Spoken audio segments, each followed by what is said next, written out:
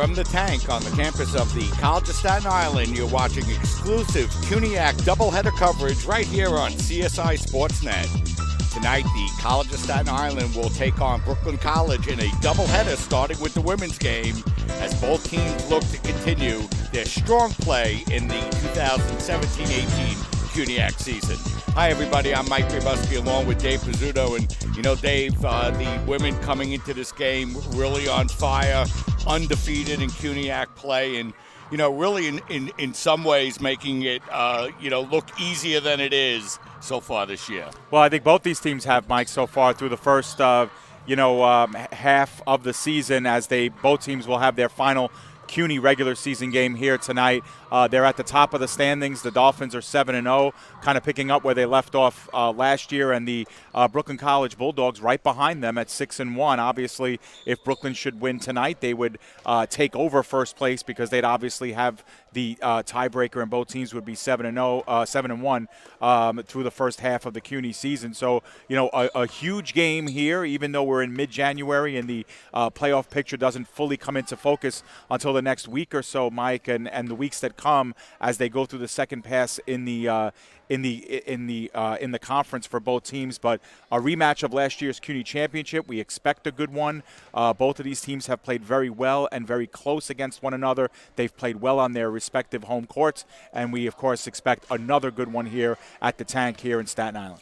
Dave, you mentioned that the last time these two teams met, it was the CUNYAC championship game where the Dolphins won their first championship since 2005. And Dave, since that game and maybe the one or two games before it that led it to the championship, this team really seemed to turn a corner and really seemed to mature and just really start to get better all at once. And I think, when they came out and started playing this season, they've really been very strong all season long, very focused, playing very strong defense. And, other than not having the type of size you would like, this team is really veteran-loaded, veteran-tested, and has really been playing extremely well so far this year. Yeah, I think it really took that CUNY championship, Mike, that win under their belt to really get this team feeling like they truly do belong at the top, and that's where their place is. Naturally, it's always been, chasing Baruch or chasing Lehman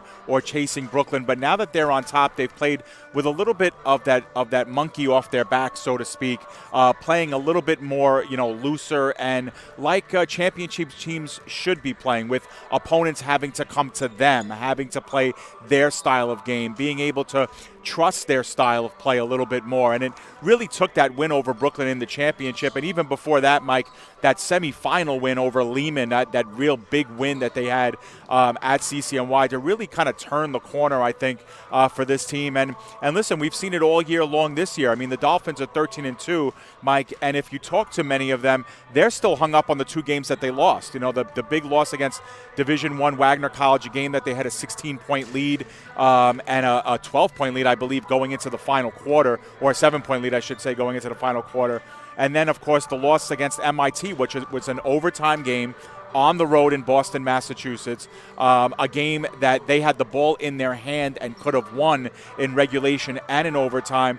And if you talk to anybody on this Dolphins team, they don't want to talk about their big win against Hunter College this past week. They don't want to talk about that big win on their home floor against Lehman College. They don't want to talk about, the game in which Christina Passatoro broke the scoring record. They want to talk about those two games that they lost and how they should have won them. And that's the sign of a good quality championship team, Mike. And right on the other side, you have a 14-2 Brooklyn team that thinks, in much the same way. So something's going to give here tonight. You have two teams that are absolutely streaking coming in, two teams with a lot of confidence coming in, and, of course, two teams that know that this game is going to go a long way in determining the number one seed in the conference standings come the end of the season.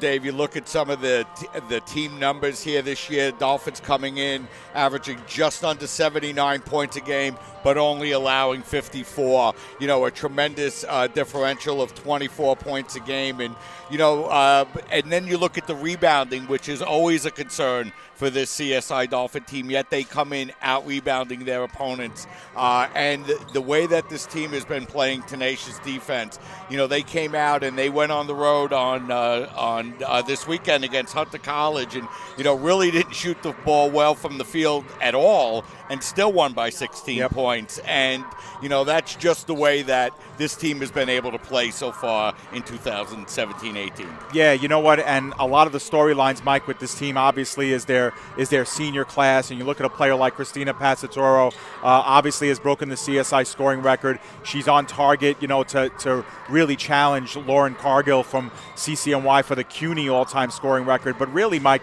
you talk to anybody on this team, you talk to their coaching staff, all they want to talk about is how they play defense. And you really hit the nail on the head with the way that they're rebounding as well. It always used to be, well, how do the Dolphins make up for that rebounding disadvantage? Well, they get a lot of turnovers, they shoot the three well. But now when you add that component of rebounding the ball better, they're averaging almost 44 rebounds per game, a little less than 4 per game more than their opponent. And Mike, when you couple that with the fact that they've forced almost 200 more turnovers than they have this season, I mean, that is just a completely lopsided advantage that they have. And it's one of the reasons, Mike, that the Dolphins as a team have taken 251 more shots than their opponents. So when you walk into this building knowing that you're going to get outshot by almost 10 to 12 shots a game, it puts your team at such a big advantage or a disadvantage if you're coming in to face the Dolphins. And that's because the Dolphins are so good defensively.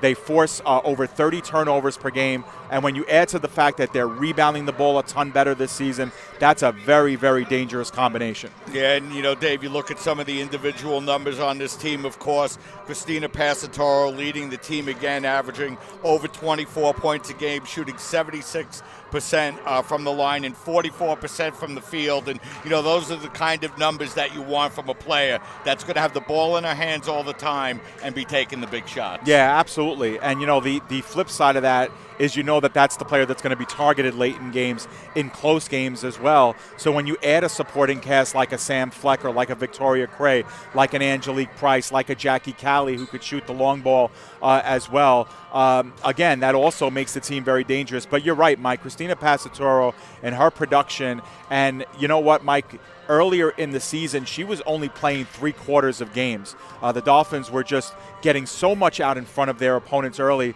that at this point of the season, she's played less minutes than she did at this point in the season last year. So that's important come the home stretch of the season where games get to be a lot more important. There's a lot more riding on it. And we saw in the game against Hunter, Mike, she did not come off the court.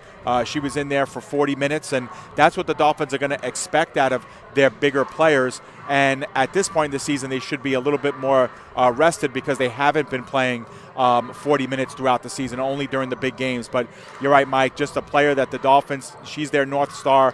When she's on fire, it's really, really tough for opponents to stay in the game. And Dave, in addition to getting the good play out of the starting five that you mentioned, Dolphins with a lot more options on the bench this year, and Timmy Shanahan not hesitating to use them. Yeah, absolutely. Slow but sure. A lot of the supporting cast are kind of blooming. And, for Tim Shanahan, when you speak to him, when you speak to the assistant coaches, and even when you speak with the players, Mike, not all of them need to be big scorers in order to really give the Dolphins spells at times. You look at players like Megan McEwen, like Nicole and Bessie.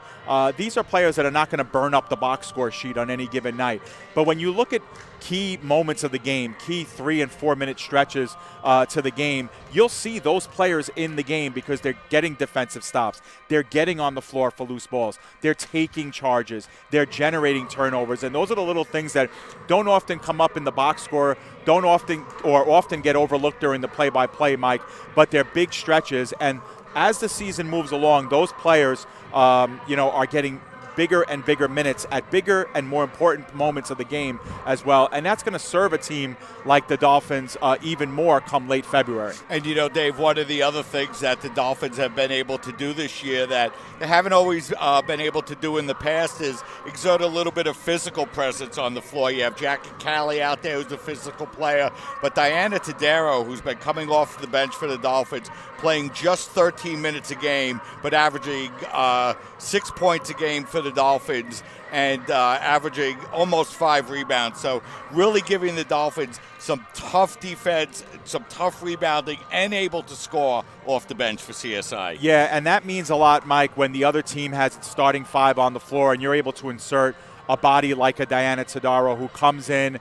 She adds a lot of muscle, like you said, inside. She softens up those players who've been out on the court, for 5, 6, and 7 minutes, and who are starting to get fatigued as it is. Then you bring in a player like Diana, who's just so aggressive defensively, and then offensively isn't afraid to play, at the rim, attacking the rim, going after loose balls, out-shouldering opponents for offensive rebounds. Those are big moments in the game, and Diana has really done that. And Mike, I've really been inspired by the recent play of Rosa Perone. I know she's only averaging, 8.5 minutes per contest, and she wasn't playing much at all during the early parts of the season, but she's starting to mature into a little bit more of a seventh player role, someone who could come in, and yes, she does get into foul trouble sometimes early in games, but she's been able to really generate some positive things inside. She does get to the line as well. For someone who only plays 9 minutes per game, she's gone to the line 31 times this season, which ranks up there near the top of the CSI list. So she's not afraid to mix it up underneath. Again, not afraid to get involved defensively. If she picks up a foul or two, so be it. She sent the message to the other team. She's made them think twice about entering into the lane and going for easy layups. So I think the presence of Todaro, the presence of Perone have really been big for the Dolphins. And Mike, during the postseason, we meet up all the time, and we always say how important. We know the CSI perimeter is going to be there, but how important is that inside presence going to be to take them over the top? I think the Dolphins have something to work on here with Todaro and Perone. Yeah, and Dave, she's the only player on the Dolphin team listed at over 5'9", and you're right, when you get into these big games and you run across a team with size, she's a player that you're going to definitely need to count on. So before we take our first break of the pregame, Dave, why don't we just turn our attention quickly to the CUNYAC standings. We touched on them briefly a few minutes ago, but the Dolphins coming in undefeated in conference play, 7-0. Big game against Brooklyn. They're coming in at 6-1.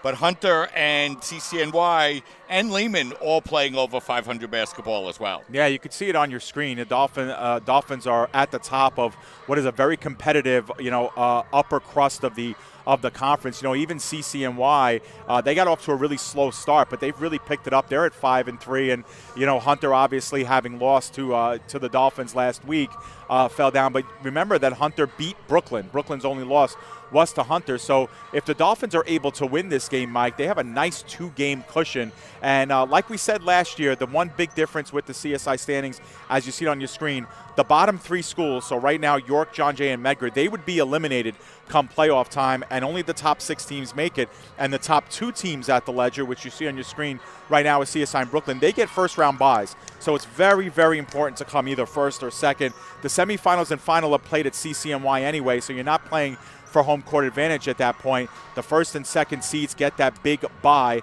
And listen, there's plenty of conference play left. There's 9 games for many of the schools left on the docket. But obviously, for the first go-around, Mike, if you could be 8-0 and win a game against Brooklyn, put yourself 2 games ahead, it's going to be awful hard for you then to come in as low as third the rest of the way. So CSI really in the catbird seat, can do a lot more damage. Brooklyn trying to dethrone the champs for the first time in 17-18. So we're heading toward the start of the first game of this doubleheader between the College of Staten Island and Brooklyn College. We're going to step aside. We're going to take our first break of the pregame show. Then we'll be back to talk a little bit about the Brooklyn Bulldogs, the runner-up in the 2017 CUNYAC Championship against the College of Staten Island, as you're watching CUNYAC basketball coverage right here on your voice of everything CSI Sports, CSI Sportsnet, CSIDolphins.com.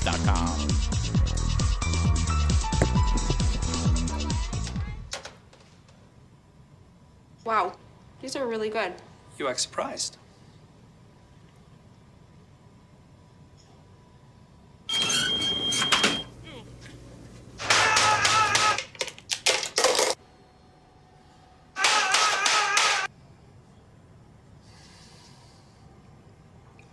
Practice makes perfect. You don't have to be perfect to be a perfect parent. There are thousands of teens in foster care who don't need perfection. They need you. You know what, guys? There's a lot of tree branches and dry brush over here. We should probably move the bonfire over there.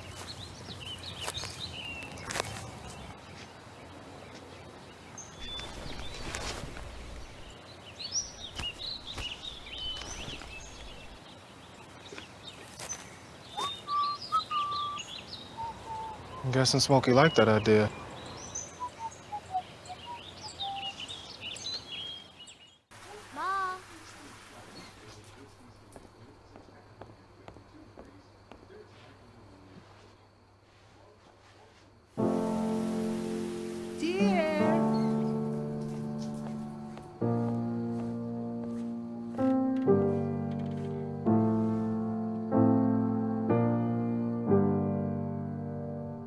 Visit aarp.org/caregiving for information on how to provide even better care for the person who wants to care of you.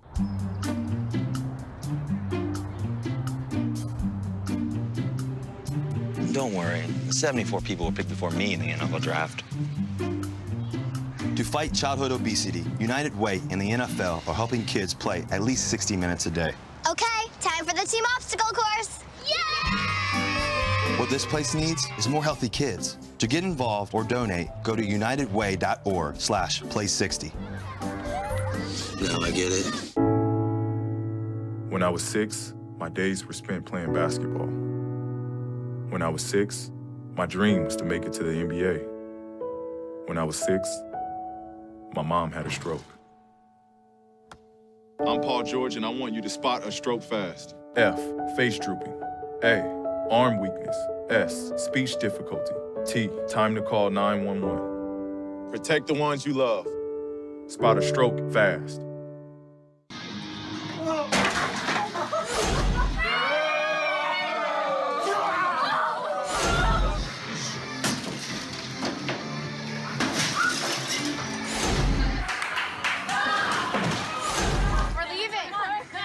Most party fouls are pretty dumb. But if you decide to drink and drive underage, you could lose your license and your freedom. Underage drinking and driving. The ultimate party foul. This is the story of a boy who is very sensitive to lights and sounds. So he built secret hiding places where nothing could get in. The boy didn't like looking people in the eye. It made him feel uncomfortable. One day, he found out he had something called autism. His family got him help, and slowly, he learned how to live with it better. Early intervention can make a lifetime of difference. Learn the signs at autismspeaks.org.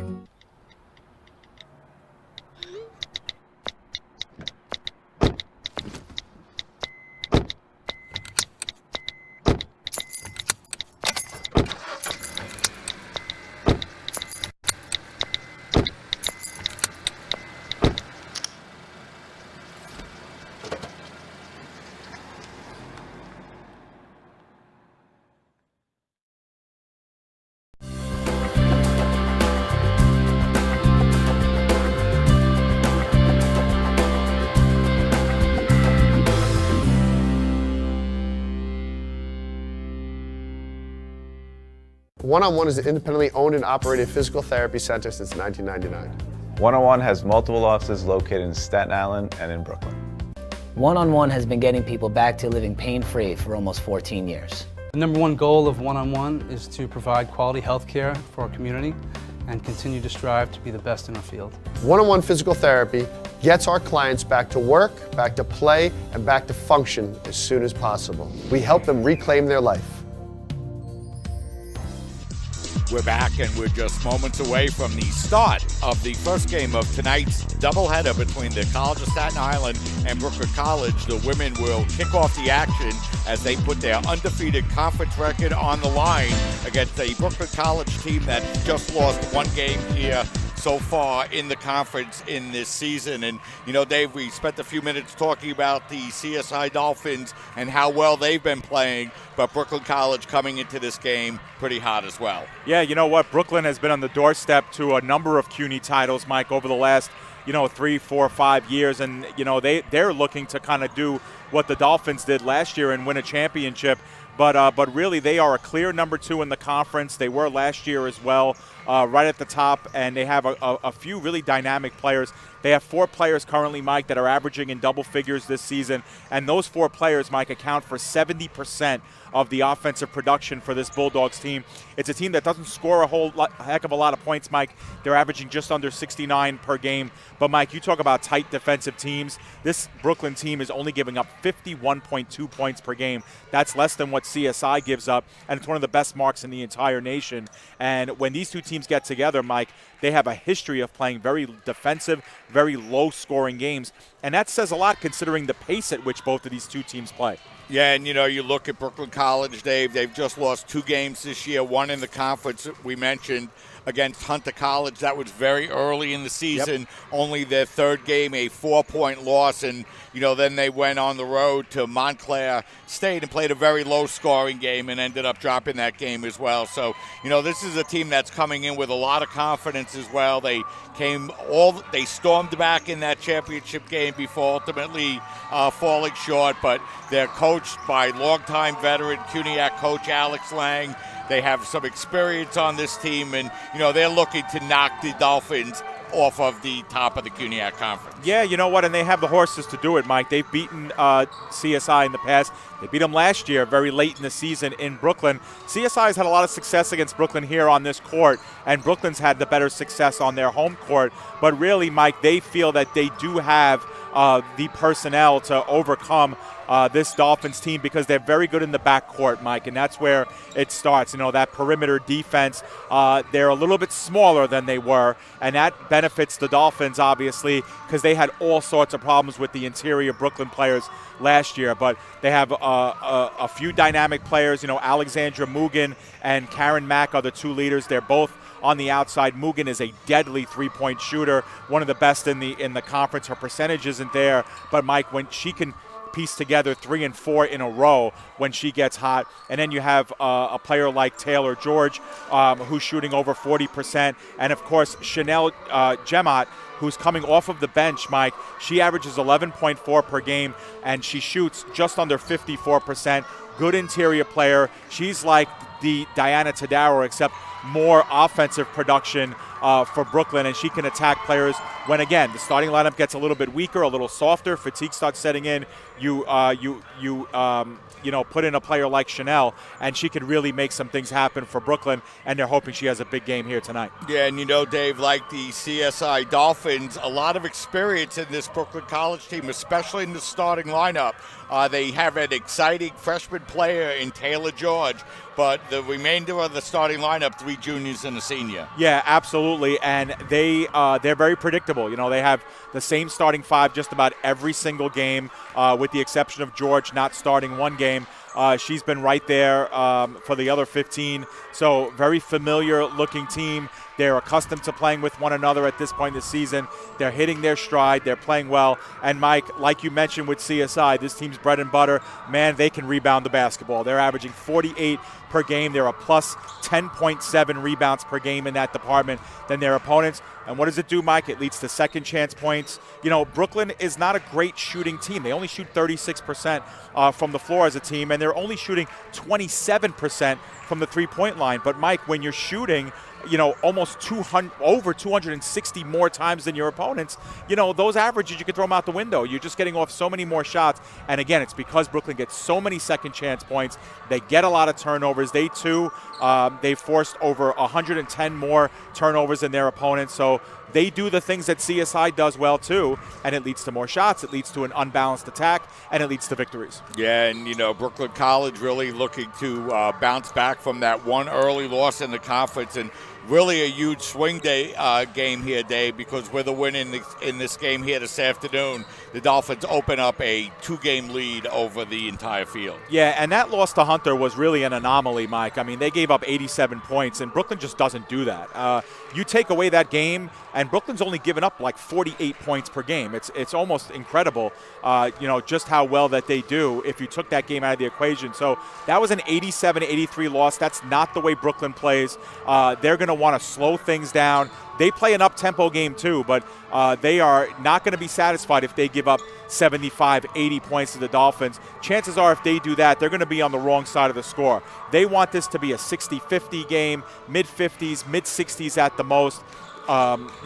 Deflate the ball, force turnovers. That's Brooklyn-style game, and they've been able to play that game against the Dolphins, Mike. That's what should give them confidence. So it should be an exciting game between these two teams here today. First place in the conference on the line. So what we'll do is we'll step aside, take our final break, and then we'll be back to bring you the starting lineups and Dave's keys to the game as we get ready to start the doubleheader action here tonight at the Tank at the College of Staten Island as you're watching CUNYAC women's basketball coverage right here on your voice of CSI Sports, CSI Sportsnet, CSIDolphins.com. Right now Now at Tim Hortons, you can get a 10-pack of Timbits for $1.99. Get an irresistible mix of flavors in every perfectly shareable snack pack. Now that's what you'd call a sweet deal. Stop by Tim Hortons for a 10-pack today. I'm Anne. I'm a scientist. Recycling takes a team. Why don't you let me and me help you out? Everyone plays a part. Don't trash I love taking stuff apart and building new things out of it. what could be treasure. Pal's my most advanced android. This is awesome. You haven't seen anything yet. Give your cardboard box another life. Recycle.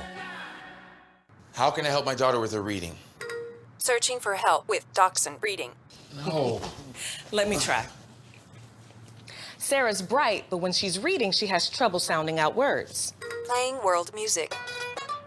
What? I give up. Wait, I was trying to show you how Sarah feels every day. Frustrating, isn't it? Redirecting to understood.org. Join parents and experts at understood.org, a free online resource about learning and attention issues to help your child thrive.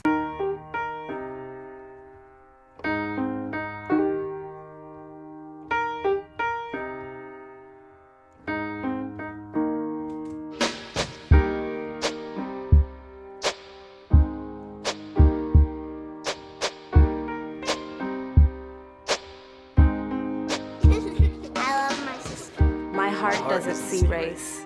Love is love.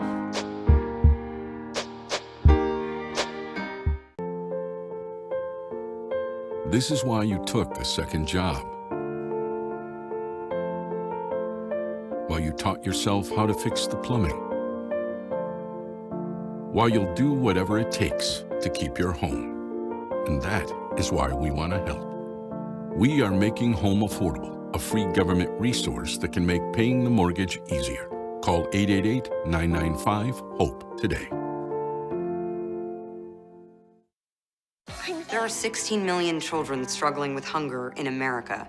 That's 1 in 5 daughters, sons, neighbors, and classmates who don't know where their next meal is coming from. Yet billions of pounds of good food go to waste every year. It's time we do something about it. Feeding America is a nationwide network of food banks that helps provide meals to millions of kids and families in need. Visit feedingamerica.org to help them feed even more. Together, we can solve hunger. Together, we're feeding America. There's something delicious happening this season at Tim Hortons, and it's only 99 cents. Get a rich, decadent hot chocolate or creamy French vanilla for the sweet price of 99 cents. Great quality at a great value. It's all good at Tim Hortons. We're back, and we're just moments away from the start of tonight's doubleheader between the College of Staten Island and Brooklyn College. The Brooklyn College Bulldogs just being introduced out on the floor now. And here to bring you tonight's starting lineups, my longtime broadcast partner, Dave Pizzuto. Dave? Well, thank you, Mike. And very familiar starting lineups for both teams, Mike. They've gone this way all year long. For Brooklyn in numerical order, number 1, Veronica Green. Number 4 is Alexandra Mugen. Number 5 is Karen Mack. Number 22, Taylor George. And number 25 is Jasmine Hansgen. And for Staten Island, they go, of course, with their familiar 5. Number 2, Christina Passaturo. Number 10, Angelique Price. Number 14, Victoria Cray. Number 24, Jacqueline Callie. And number 31, Samantha Flecker. A battle between 2 longtime coaches, Mike, as well. Alex Lang, like you mentioned in the pregame, for Brooklyn. And, of course, Tim Shanahan for the College of Staten Island. Those are your starters. Promises to be a good one here, Mike. And, you know, Dave, as you mentioned, no secrets between these two teams, longtime rivals, longtime battlers, both the players and the coaches. So what are the keys, Dave, tonight for the CSI Dolphins to be able to emerge victorious and continue to extend their CUNYAC winning streak here this year? Well, thank you, Mike. The keys to the game, I think, for the Dolphins has to be, number 1, to set the pace. You know, they operate best when they're operating at their own pace, running the floor hard, playing positive D. Brooklyn's very good on the perimeter, Mike, and they take a lot of three-pointers. Number 2 is a strong perimeter defense. They need to front shooters and, of course, box out underneath. And the one thing that has plagued the Dolphins, Mike, if anything, has been they sometimes have lapses where they struggle to score. So they need to avoid those scoring lapses. And how do they do that? They get high percentage shots, go to the basket, generate fouls, get to the free throw line. When that outside shot isn't there, you have to be crafty, give up on it for just a bit to get back on track, pound it inside, get back on the scoreboard. Dolphins can't afford to have that lapse against a good team like Brooklyn. Yeah, and Dave, you get into games like this and, such a change in the CUNYAC tournament, really making it imperative to try to finish first and second. Try to avoid those play-in games where, although you go in as a heavy favorite, anything could happen. Yeah, absolutely, Mike. And, of course, what the top 2 seeds do is it avoids, a quarterfinal game. And, you'd expect, the 1 and the 2 seed to really have their way of it against the 7 or an 8 seed, Mike. But you avoid the potential for an injury during that first weekend of play in the quarterfinals. And you're just able to kind of survey what's going on at the rest of the conference during that quarterfinal round, get ready for the semis. Both of these teams expect to be there. They should be there. But this game's going to go a long way in determining that. So here we go, the opening tip, and Passatoro controls for the Dolphins. Now it's Price. She doesn't hesitate. She puts up the 3. That's no good, and the first rebound comes down to Green. Mack with the basketball as Brooklyn College with their first possession here of the evening. They feed it now over on the far post as it's Haskin. Now Green. Dolphins playing good defense around the perimeter as it's Mack under 10 on the shot clock. Mack looking to work against Cray. She looks to take a 1-on-1. She charges right in, and we're waiting for the official, and that'll be an offensive foul. And, good start defensively for the Dolphins. They really forced Brooklyn College to work the possession and turn the ball over. Yeah, and Mike, I'm not 100% sure of this too, but in that championship game the Dolphins played, Karen Mack got into early foul trouble of that game, and it really shifted the way Brooklyn played the rest of that game. And here we go. First minute of the game, she picks up her first. So Cray gets the ball over to Price, and now it's Callie in the corner. Back to Cray. Now the Dolphins under 10 on the shot clock. Nice move by Callie, take it to the basket. That's no good, but Flecker there to grab the rebound and lay it up and in. First points to the Dolphins. Yeah, and that's what we said has been so much better about this Dolphins team is their ability to rebound, especially on the offensive glass. It leads to our first points, and it's second chance points. Mack with the basketball. Now Hanskin. Hanskin working the ball out into the corner. That's George, and she's going to step on the end line, Dave, and Brooklyn turns it over for the second time. Yeah, and that's the way Brooklyn likes to play, from the outside in, and they just kept moving it on the perimeter that time, just simply out of bounds. And Dolphins will take this. 2 trips down the floor for Brooklyn, 2 turnovers. Passatoro with the basketball now. As she looks to work against Mack, she feeds it inside to Callie, who lays it up and in. So Dolphins with 4 early points in the paint, Dave. And it was nice to see Callie not hesitate at all and go right into that layup drive, and it's able to be converted in a 4-0 early lead. Mack now. Now they look to feed it into the post. Dolphins get with the turnover. Now it's Callie come away with the steal. She works it over to Cray. Back to Price. Price back up to Callie. She takes the open 3-pointer and buries it. Great start for the Dolphins, and Brooklyn College will take a quick 30-second timeout. Yeah, Alex Lang does not like that at all. His team, 3 turnovers, one of them by virtue of an offensive foul. The other 2 simply giving the ball away, 1 out of bounds and 1 pass right to the CSI defense. And, for the Dolphins, you could see the shooting, 3 of 5, and Brooklyn is yet to shoot one.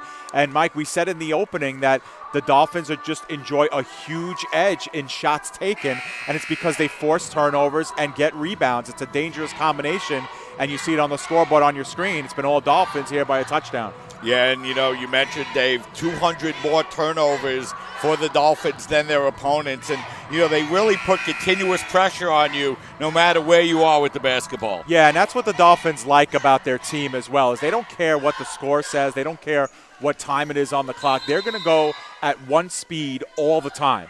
And, granted, when it's late in the game, they'll take a little bit of that pressure off, but they like to play at a frenzied pace. They make mistakes, Mike. They will turn the ball over, but they're going to get their share. So now the Bulldogs get the ball across midcourt as they're looking for their first points of the evening. We played just over 2 minutes and 15 seconds here in the first quarter as Mack pulls up on Callie and hits the jumper. That's a nice-looking jump shot there by Karen Mack. Yeah, when you're a senior and you're a captain, you got to take matters into your own hands. Saw a little bit of space, did Mack, and she took the shot. Yeah, and then now a nice play by the freshman Taylor George to tie up Victoria Cray, and now the Dolphins will turn the ball over. Yeah, good heads-up play there, and that time Brooklyn wanting to get defensive, not allowing Cray to step in onto the arc, and they get themselves a turnover. So now it's the Bulldogs with the basketball, down by 5 as George out at the three-point line feeds it up over to Mack. She puts up the three-pointer. That's no good, and Callie comes away with the rebound, feeding it up to Price. Price bounce pass over to the baseline. Now back to Passatoro. Her first shot of the evening is up and no good. George grabbing the rebound, and now the Bulldogs looking to run. George, cross-court pass over to Mack. And now the Bulldogs will pull the ball back, and they tend to work deliberately, Dave, offensively. Yeah, absolutely. They do like to run it up the floor, but they'll look for that open shot, and they found it right there. And Taylor George buries the three-pointer, Dave, and we haven't had much time to talk about her yet, but she's a very impressive freshman, the smallest player out on the floor at 5 foot. Yeah, 15 starts here her freshman years. Jumped right into the scoring column for Brooklyn. Very good player. Brooklyn with the last 5 points after the Dolphins started with the first 7, as Callie's jumper is no good, and the Bulldogs grab the defensive rebound and feed it up to Mack. Mack looking to drive her way inside. She kicks it out. Another open three-pointer, and that's good. And now Brooklyn College, Dave, responds with an 8-0 run as Alexandra Mugen gets her first points of the game. Yeah, we spoke about her in the opening, too. Not afraid. That was a good 2 steps beyond the arc. As Price now drives it to the basket and lays it up and in. So both teams looking good in spurts, 2 big runs, and now Price gives the Dolphins the lead. Yeah, that was a big bucket by Price to take it into the hole, and that's what we said, Mike. Remember, when the Dolphins have those lapses, you want to see them attack the basket and get easy points. As that ball's going to be tipped out of bounds. It was last touched by Mugen, so it'll remain Dolphin basketball with 25 to shoot.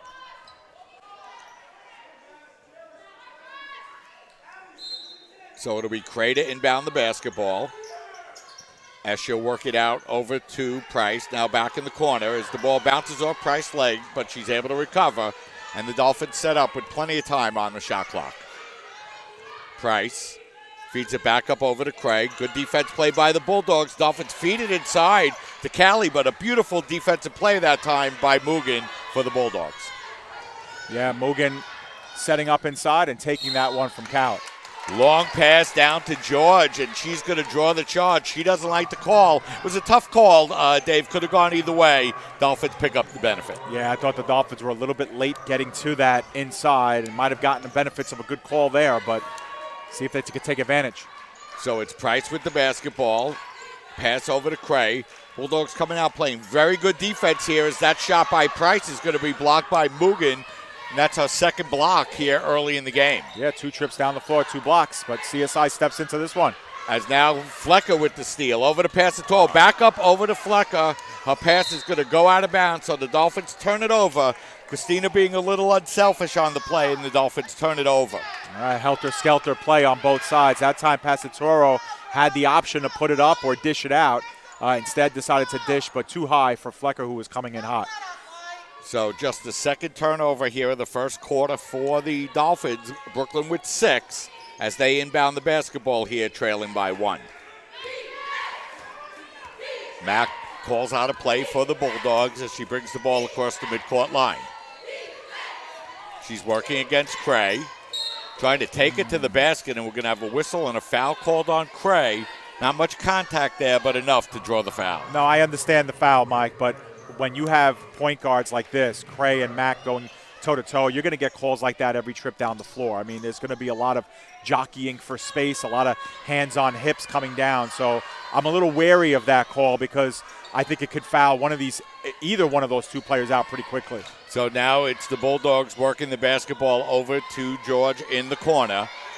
Now it comes over to Mugen. Mugen's pass is going to be knocked away. It's going to be jump ball. Possession now will go to the Dolphins as the Bulldogs turn the ball over for the 7th time, Dave. Yeah, and they're going to get the first 2 subs of the game in, Mike. It's going to be number 2, Michelle Pena, and, of course, number 50, Chanel Jamat, who has been that really great player for Brooklyn coming off the bench. And we'll see now with the CSI starters in now going into their 6th minute if Chanel can have a big impact. Yeah, and, she's another freshman player, and, you're always looking to see what freshman players are coming into the league as Flecker's jumper is up no good. Baseline jumper hasn't been working for the Dolphins here in this first quarter. And the rebound going to be grabbed by Mugen, and Brooklyn with some significant size out on the floor now, Dave. Yeah, absolutely. They are physically the bigger team. Ball gets fed up over now to Hanskin. She drives down the lane. Her floater is up, no good. The ball's going to be knocked out of bounds. It'll remain Bulldog basketball as they'll have a fresh shot clock. And, you know, that's been the strength of this Brooklyn College team, Dave, against the Dolphins through the years. Yeah, absolutely. Their dominance on the boards. You could see it in box scores between these two teams through the years. That's Brooklyn's bread and butter in this series. Mugen with the basketball, but she loses it as Mbesi comes away as she substitutes in for the Dolphins as well. Cray, bounce pass in the corner now to Flecker. Long pass over to Passatoro. She puts up the open three. That's no good, but she's there to corral the rebound. So Dolphins with a fresh 30-second shot clock. Both teams cooling down a little bit here offensively, Dave. Yeah, the Dolphins have had 7 more shots than Brooklyn, but they're only up by 1. As Passatoro puts up the three, that's no good. So she's 0 for 3 here, Dave, coming off of a tough shooting game against Hunter College. Yeah, absolutely. And she hasn't shot the ball particularly well in the last couple of games, Mike. Even against Medgar Evers, you know, she had a lot of gimme baskets, but her outside shot really hasn't been falling the way she would like. But the Dolphins haven't taken too much advantage of the fact that they've gotten off 8 more shots, and they're only 1 for 7 from beyond the arc. Yeah, so both teams not able to score on their last few possessions as Mack brings the ball across the midcourt line as we're inside of 3 minutes remaining here in the first quarter. Mike, the Dolphins were up 7-0 with 7 and change left in this first, and since then just a single field goal. As that floater in the lane is up, no good. A fight for the rebound, and nice job by Passatore to come away with the basketball, but a pass is going to be deflected away and stolen by Pena. Pena now working against Mbesi, feeds the ball up over to Mack as the Bulldogs look to shoot. Fed up over to Pena. Her long three-pointer is an air ball. There to grab the rebound is Jamont. She grabs it again and lays it up and in, and Brooklyn's starting to get some offensive rebounds, Dave, in the last couple of possessions. Yeah, that time 3 chances, and it pays off and gives Brooklyn back the lead. Cray with the basketball as she'll back the ball out, and the Dolphins look to set up with 15 on the shot clock. Flecker in the corner now to Passatoro. Mbesi, bounce pass, working the ball inside, but the Dolphins turn it over once again. Yeah, it's the Dolphins' 4th turnover now, and they've done it on back-to-back possessions. Mack with the basketball. Brooklyn in the middle of a 10-2 run since the Dolphins opened this game 7-0 as they feed the ball inside to Hanskin. Now Mack working it around quickly. Now Pena with the open jump, and that's no good. But we're going to have a whistle and a foul called on the Dolphins. It's going to be a loose ball foul, and head coach Tim Shanahan does not like the call. I don't like that call at all. I mean, that's an air ball with 2 players just running towards the ball. I don't really understand that at all, but they call it on Tadaro, who has a history of picking up quick fouls and having to play limitingly because of that, and Shanahan's letting the official have it. He didn't like that call. I didn't either. As they work the ball out in the corner, George puts up the three. That's no good. It's Jamont with another rebound. That putback is no good, but she's done a great job on the offensive glass since checking in. Yeah, 4 boards already for Jamont.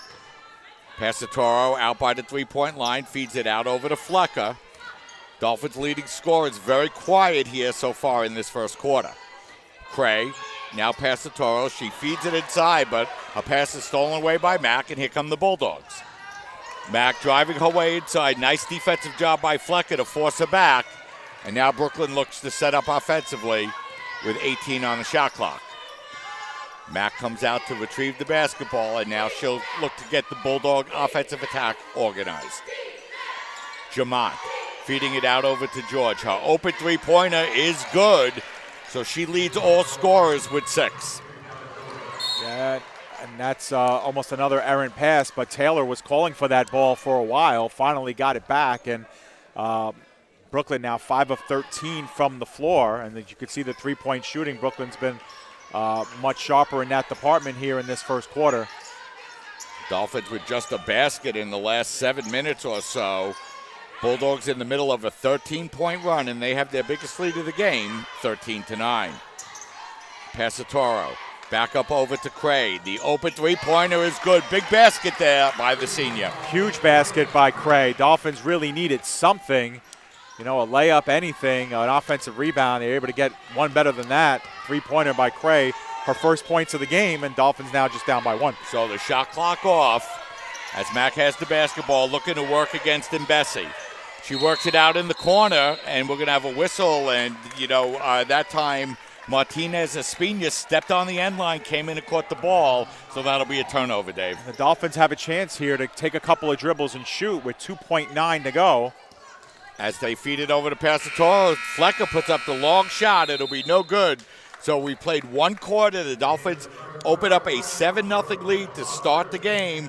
Brooklyn goes on a 13-2 run. The Dolphins get the last three-pointer of the first quarter, and we go one quarter complete. Brooklyn leading by a score of 13-12. So we'll step aside, take a break. You're watching women's basketball coverage on CSI Sportsnet, CSIDolphins.com.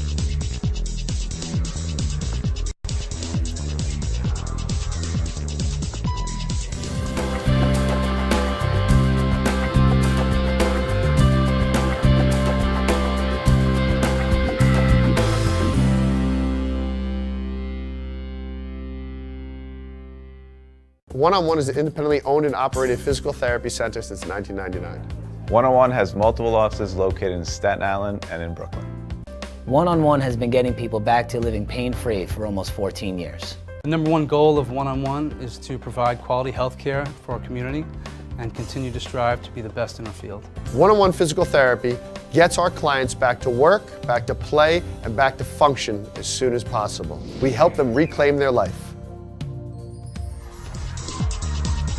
We're back, and we've played one quarter. The Dolphins trail in this game by a score of 13-12. Dave, you've seen the first 10 minutes. What are your impressions? Well, one of the keys to the game, Mike, for us was the Dolphins couldn't go into scoring lapses. Well, they had a 7-minute lapse without a bucket, or with just one bucket, I should say, and that's what they have to avoid. Fortunate to only be down by one here after they got off to the big start. Passatoro with the beautiful feed inside to Flecker, and the Dolphins regain the lead, Dave.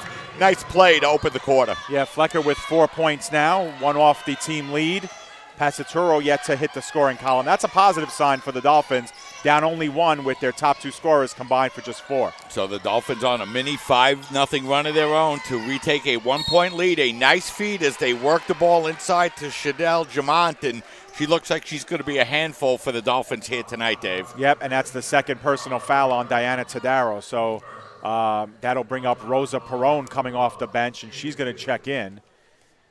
Meanwhile, Jamont is a 55% free throw shooter, so maybe not the worst foul as we have a replay, Mike, of that last play. Yeah, nice backdoor cut that time by Flecker to lay it up and in. And how long have we watched those two plays with that pass, Dave? Yeah, by now, senior year, a lot of harmony between those two players, and they read each other beautifully that time. So the Bulldogs tie the game up at 14 now as Passatoro will bring the ball across the midcourt line. Christina still looking for her first points of the afternoon, Dave. I don't think she's gone the first quarter without scoring so far this year. Interesting statistic as Jamont gets another steal. Jamont able to come away and steal it from Perone, and that ball's going to be knocked out of bounds and it'll remain in possession of the Bulldogs. And Cray might have gotten away with a foul there, Mike. So everything evens out, but Brooklyn will have themselves fresh possession here after the CSI turnover, their 6th of the game. Brooklyn's had 9 turnovers, so both teams up there in numbers. So Mack looking to inbound the basketball. She feeds it over to George. The open three-pointer is up, no good. There to grab the rebound is Mugen. Her putback is no good. A third attempt now by George as she goes up, and she'll draw the foul. And that time, Dave, the smallest player on the floor getting the offensive rebound under the glass. Yeah, Dolphins were a little bit, unlucky on both of those attempts. One of them was just a long rebound that went right into the raiding arms of Mugen. And the second one, of course, was mishandled by a couple of Dolphins underneath, right into the hands of George. So George misses the first free throw. She's an 89% free throw shooter, Dave, so she doesn't miss many, as you see the rebounding count up on your screen. Yeah, pretty one-sided at this point. Cray with the basketball now for the Dolphins as she backs the ball out, and Brooklyn enjoying a 1-point lead. Now it's Flecker with the basketball out by the three-point line. A pass to a wide-open Rosa Perone, who gets called for the travel, so the Dolphins turn it over. Yeah, Perone saw herself open, decided to cut into the lane, but unfortunately didn't put the ball down fast enough. And Megan McEwen has checked in for the Dolphins as well. So McEwen comes in for the Dolphins as Mack will bring the ball up across the midcourt line for the Bulldogs. should mention our scoreboard is wrong. Brooklyn's actually up by 1. That's just a clock error. As that ball gets fed into Jamet, and that's going to go out of bounds. Last touch by the Dolphins, so it'll remain Bulldog basketball with 16 to shoot.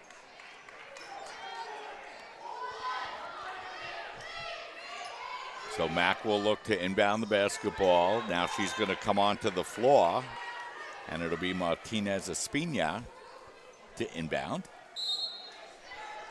Bounce pass goes up over to Mack as she looks to work against McEwen.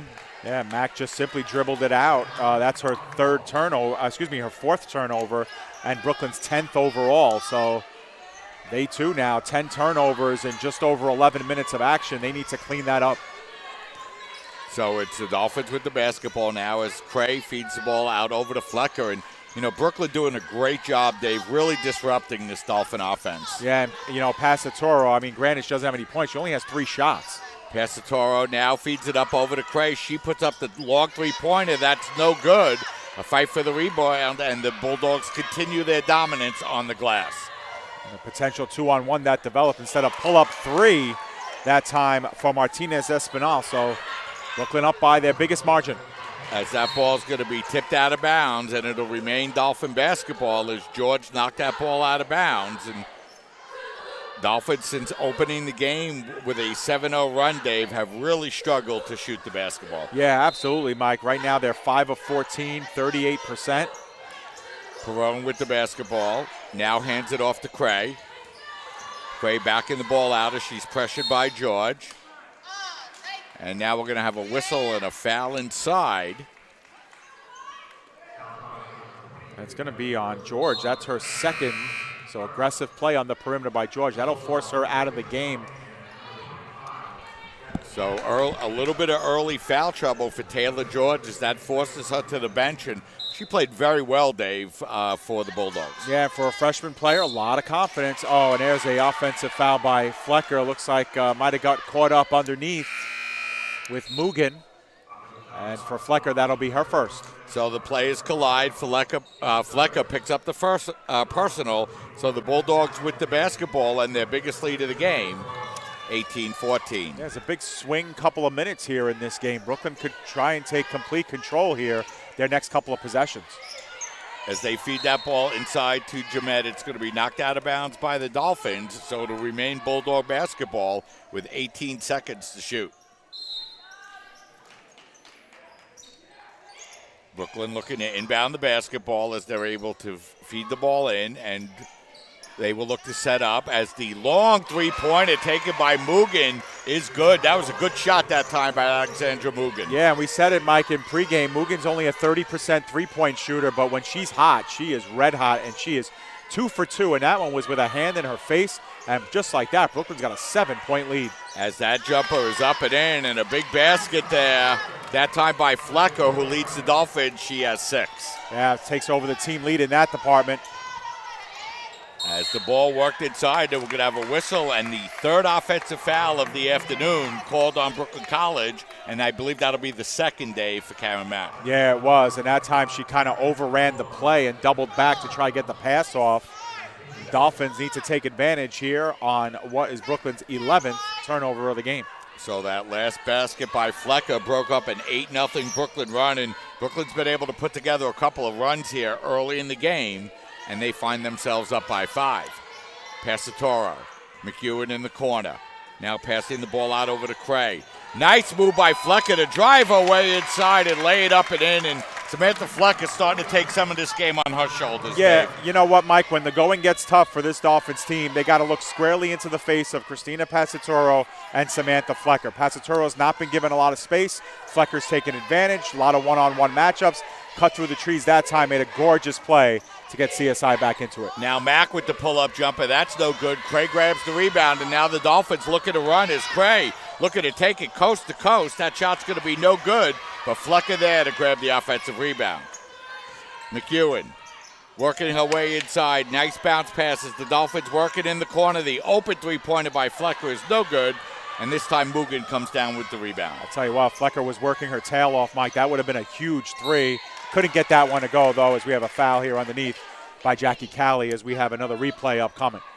So as we have an opportunity to look at that last move by Flecker, a beautiful move through 3 separate Bulldogs to the basket, Dave. Yeah, that's a nice play, and that's a great leadership type play by a 4-year senior 1,000-plus point scorer in Samantha Flecker. Great job, Sam. So Jackie Callie picks up the foul. It'll be her first, but that'll be the 4th team foul. So with over 5.5 minutes remaining in the quarter, the Dolphins will be in the penalty on the next foul. As that time taking it to the basket is Hanskin. She gets her first basket of the game, and Brooklyn opens their lead back to 5. Nice job by Hanskin there, putting the ball on the floor, getting to the hoop. Nice job. Now McEwen with the baseline jumper. That's no good, and Mugen there to grab the rebound. Brooklyn looking to work it ahead quickly, but they turn it over as Passatoro comes away with the steal. Now it's Flecker. Another beautiful move to the basket, but can't finish the layup. Oh, and there's a foul called as Dolphins were looking to get a quick steal, but everything but the basket, Mike, that time for Flecker. I mean, another nice move inside to cut across the defense, and just an unfortunate play there as Brooklyn's 5-point lead holds here, and going to the line will be Pena. So it'll be 2 free throws. That'll be the first foul on McEwen. The Dolphins now in the penalty with 5:04 left here in the quarter, as that first free throw is up and in. The Dolphins have yet to go to the free throw line in this game. Brooklyn now 3 for 4 in that department. They're back up by 6. Pena now at 40% from the line. She's had limited appearances. She's now 2 for 5 from the free throw line. One more free throw up coming up for Pena. That's no good. Long rebound bounces, but Passatoro able to come away with the basketball. Now McEwen feeding it out over to Flecker. Dolphins need to find a way to get Christina Passatoro involved, Dave. Only 3 shots. Price feeding it up over to Callie. Inside to Flecker again, and she misses a layup. And Brooklyn with the basketball. They have their biggest lead of the game, 24-18. The Dolphins have figured it out with Flecker breaking to the inside, and she just hasn't got her last 3 layups to go. Mugen with the basketball out beyond the 3-point line. Now it's Hanskin. Hanskin looking to drive her way inside. Now working the ball out to Mugen. She puts up the long 3-pointer. That's going to be no good. Passatoro comes away with the rebound, and the Dolphins looking to run. Passatoro over to Price. The open 3-pointer is good. Big basket there by Angelique Price. Dolphins needed that one, Dave. Yeah, and Price had a good little spell on the bench, Mike. Was able to get her wind back and found herself in open space. And a nice job by Passatoro. A lot of unselfish play there, Mike. She had a little bit of a window to shoot. Instead, decided to opt out. Gave it over to Price, who got the 3 to go. And now CSI has seen that lead cut from 7 now down to 3, and they're within distance. You know, Dave, it's the kind of game you expect when these two teams get together, a tough, hard-fought game. And, you know, even Brooklyn College with some of the turnover and some of the names not returning from last year, you could see how head coach Alex Lang replenishing the team with a couple of freshmen in George and Jamont. Yeah, absolutely. And the thing about Brooklyn is that they're not going to quit. I mean, their speed and their quickness and their hustle is never going to be, it's always going to be even throughout the game, whether they're winning, whether they're losing. That momentum is always going to be there. And that's what Brooklyn brings to the table that maybe some other CSI opponents just haven't done. That relentless kind of for 40 minutes, that same style of play. So the Bulldogs inbound the basketball now with a 3-point lead as we approach 4 minutes remaining here in the first half. Pena feeding it up to Hanskin. Hanskin now gets the ball up over to Green, who's checked back into the game for the Bulldogs. Bulldogs now working the ball over to George, whose open 3-pointer is good. And, Dave, that's 3 for her. You're going to have to step up to her at the 3-point line. Yeah, she's 3 for 5, and she's a 33% 3-point shooter, so very dangerous. Yeah, so she's shooting very well today as the Dolphins feed it inside to Callie and missed their 3rd consecutive layup, Dave. Yeah, that's been an unlucky break for the Dolphins. They're usually pretty good underneath in those situations, but they've missed 3 out of their last 4 layup chances, and as you can see, the 3-point shooting coming along here for Brooklyn. They're an even 50%. This is a team that shoots the 3 27%, so well above that average here. Yeah, Brooklyn coming out and playing extremely well here this afternoon as it's Hanskin with the basketball, handing it off to Pena. Pena now looking to feed the ball inside to Green. Her floater in the lane is up, no good. Another offensive rebound grabbed by the Bulldogs, but Hanskin can't hit. And now the Dolphins looking to run as they feed it up to Price, whose layup is up and in, and she draws the foul. Big move by Angelique Price. She's now scored the last 5 for the Dolphins, Dave. Yeah, and you know what, Mike? When CSI played Lancaster Bible, you had T.J. Tibbs on as your guest.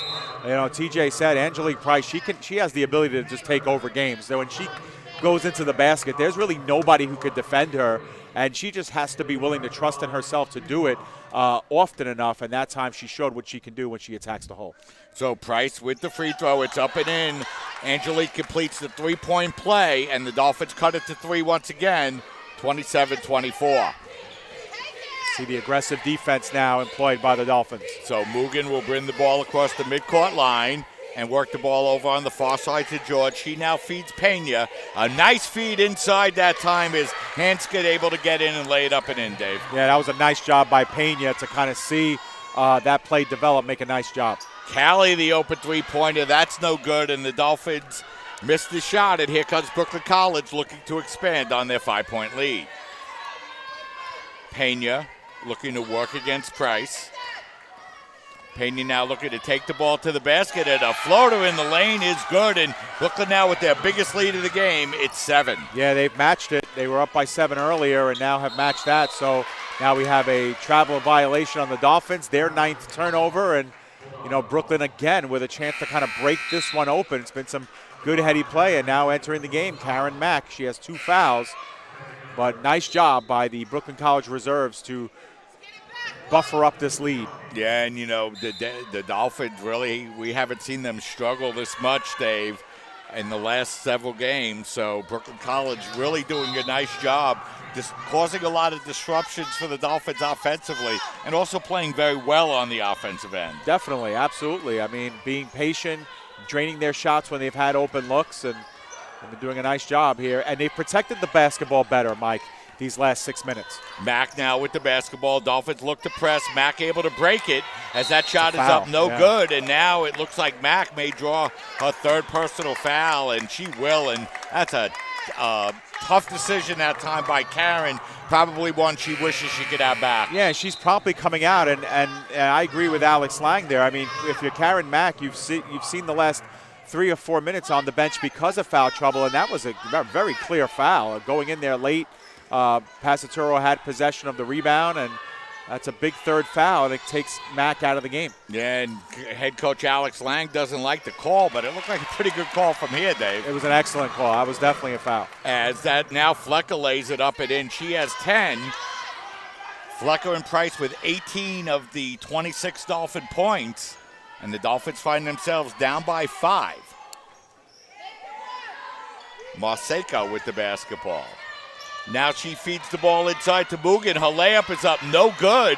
The putback is up, no good. A 3rd attempt now coming up for the Bulldogs as they're able to work the ball in the corner, and Dolphins just not rebounding on that sequence, Dave. Now they feed it into Jaman. Her layup is up, no good. And now the Dolphins come away with the ball. Price looking to go coast to coast. It's knocked out of bounds. Last touch by the Dolphins, so it'll be Bulldog basketball. I don't get it. That was an easy, an easy embrace of the wrist on Angelique Price going up. I mean, that's not because we're the home team's call. That was a clear foul. Yeah, it looked like one from here. Nothing called, so the Bulldogs with the basketball, a 5-point lead and 1 minute remaining here in this first half. George looking to work her way past Price, and she's going to pick up the personal. It'll be her first, and, you know, that's going to put Brooklyn on the line to shoot 2 with the freshman, Taylor George. Yeah, and Brooklyn is 3 for 5 from the free throw line here in this half. They've done an admirable job there. Dave, we played 19 minutes of basketball, less than a minute here remaining in the first half. Christina Pasatoro does not have a point. Yeah, and I can't remember the last time we've gone a full half with CSI's leading scorer off the scoreboard. That is a gigantic win for Brooklyn in that respect. As that time, Jament just knocks down Cray from behind. No call. as the ball is going to be knocked out of bounds, and it'll be Dolphin basketball. So Brooklyn able to out-physical the Dolphins here a little bit, Dave, in this first half. Yeah, but Brooklyn needs to blame themselves a little bit here, Mike. They can't buy a layup. They've had, 6 or 7 chances directly underneath the basket. They haven't been able to go. As Flecker now able to come away with the basketball. She nearly turned it over, but now it's Passatoro. Working the ball in the corner now to Flecker. Flecker's pass inside, deflected and knocked away, and now it'll be Pena with the basketball and about a 5-second differential on the shot clock and the game clock. Jement puts up a long three-pointer. That'll be an air ball out of bounds, and it'll be Dolphin basketball, the shot clock off with just over 23 seconds remaining. Yeah, so if you're the Dolphins, you want to get a really good shot. You're down by 6 here, but a big basket here can make this even a one-possession game going into the locker room. Price with the basketball. Now it's Cray over to Flecker.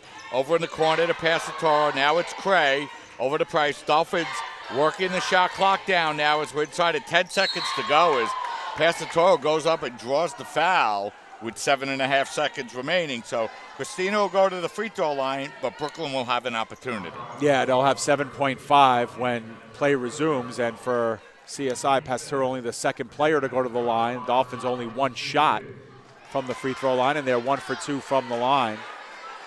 She misses the first, still looking for her first points here of the half. Only Megan McEwen has taken less shots than Passatoro, so it's not for lack of shooting, Mike. She only has the 3. She has numbers there in the other categories, as you can see on your screen.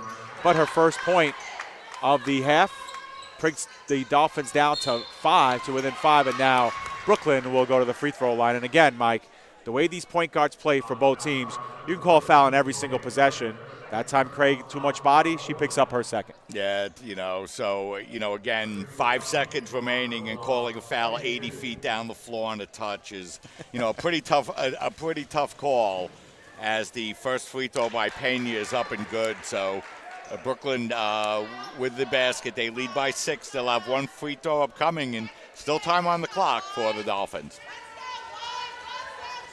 Second free throw is up and in, so Brooklyn College really giving a couple of easy points 80 feet down the floor as the Dolphins turn the ball over with 3 seconds remaining. Yeah, it's been a real sloppy half for the Dolphins. That was turnover, I believe, number 11 for the Dolphins. They're a +1 in the turnover category, but Mike, Brooklyn had 11 turnovers in the first 12 minutes, but since then only 1 turnover in the final 8 minutes of this half. So Brooklyn to inbound the basketball. They already have a 7-point lead with 3 seconds remaining. And it's going to be a 5-second violation as neither team can find a way to close out this first half, Dave. Well, somebody needs to get a last-second shot, maybe. 3 seconds left now. Let's see if the Dolphins can get the ball to the basket here. They're looking for points. They've only scored 27 points, Dave. This is a team that averages just under 80 a game. Yeah. And, their last couple of games, they've put up a big spot in the first half. So the Dolphins looking to inbound the basketball now as they get the ball up over to Callie.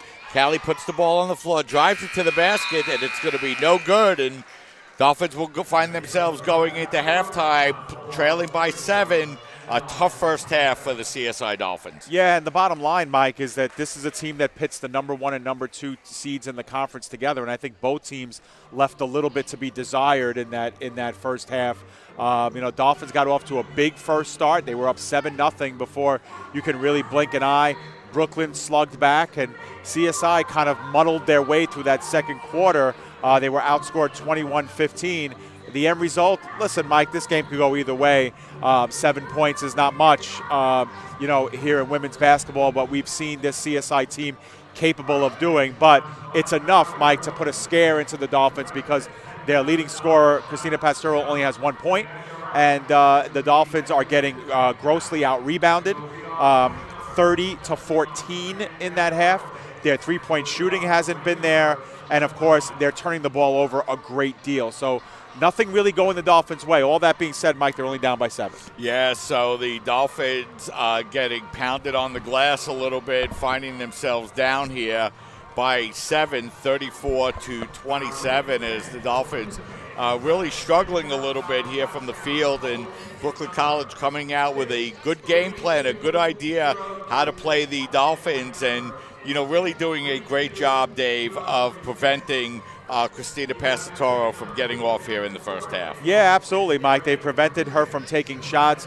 2 out of her 3 shots were, not as contested as Brooklyn would have liked, but they did have one with a hand in her face. But, Mike, I think the fact that she started 0 for 3 made her a little bit tentative in the last 5 or 6 minutes, because she had opportunities, and she passed up on them a couple of times late in that half, and just couldn't rebound from that, and they ended up not being able to get her involved as much, except for that last point. So we're at halftime here. The College of Staten Island trailing by a score of 34-27. What we'll do is we'll step aside, take a break for a few minutes, and then we'll be back to bring you the halftime statistics and get you ready for the start of the second half as the College of Staten Island trailing Brooklyn College by a score of 34-27. You're watching exclusive women's basketball coverage right here on your voice of everything CSI Sports, CSI Sportsnet, CSIDolphins.com.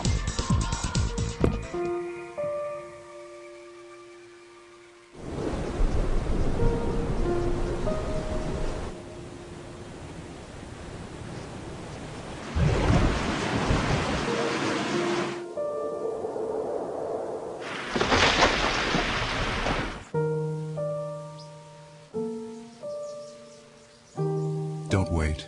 Communicate. Make your emergency plan today.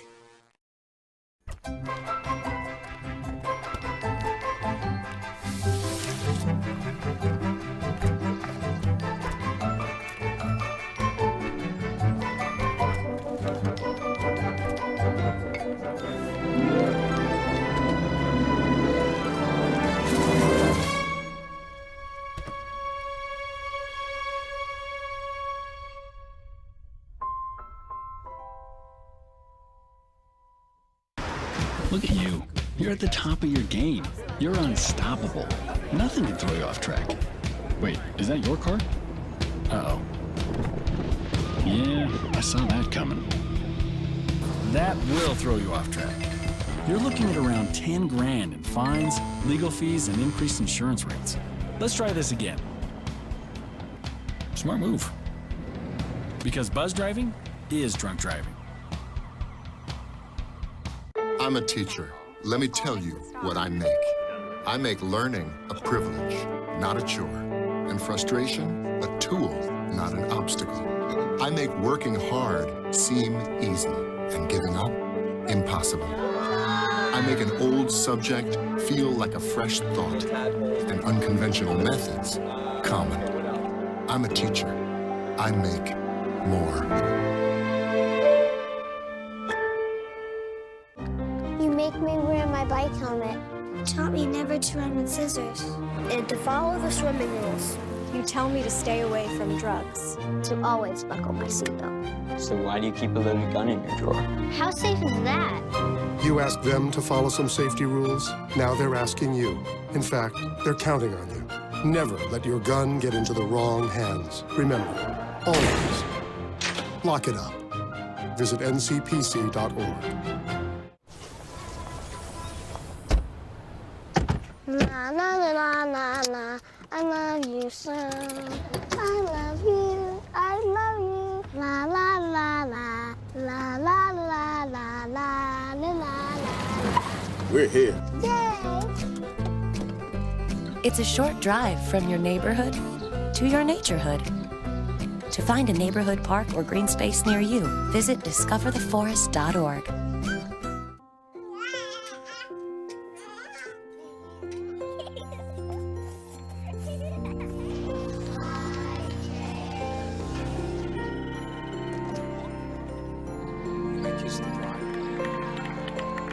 A full life, measured in seats, starts with the right ones early on. Car crashes are a leading killer of children 1 to 13. Learn how to prevent deaths and injuries by using the right car seat for your child's age and size. Okay, so what would you bring to my company? What do you need? I need problem-solving skills. I got through high school without a car, a phone, or a computer. No college degree, though. Not yet, but life's taught me a lot, and I'm ready for more. Well, you're not the typical kind of candidate that I hire. But you are exactly what I'm looking for. Your company could be missing out on the candidates it needs most. Learn how to find a great pool of untapped talent at gradsoflife.org. Oh! Checking your fantasy league? Nah, just my 401k statement. Nice. Where'd you find the money for that? I just been saving a little every month. I can't seem to save anything. Well, what about all this? What about the money you're spending? What money? It's gone before I can get my hands on it. I got a pizza for a Todd. Hey, can somebody spot me? When it comes to financial stability, don't get left behind. It's 547. Get tools and tips for saving at feedthepig.org.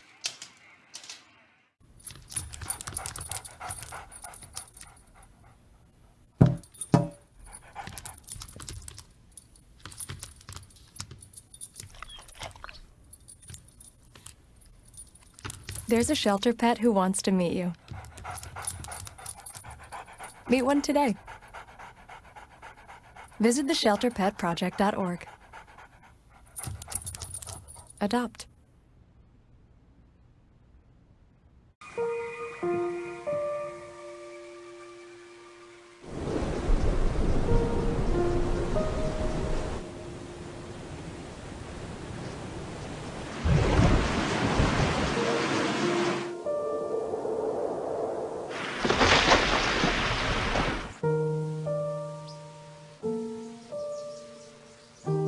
Don't wait. Communicate. Make your emergency plan today.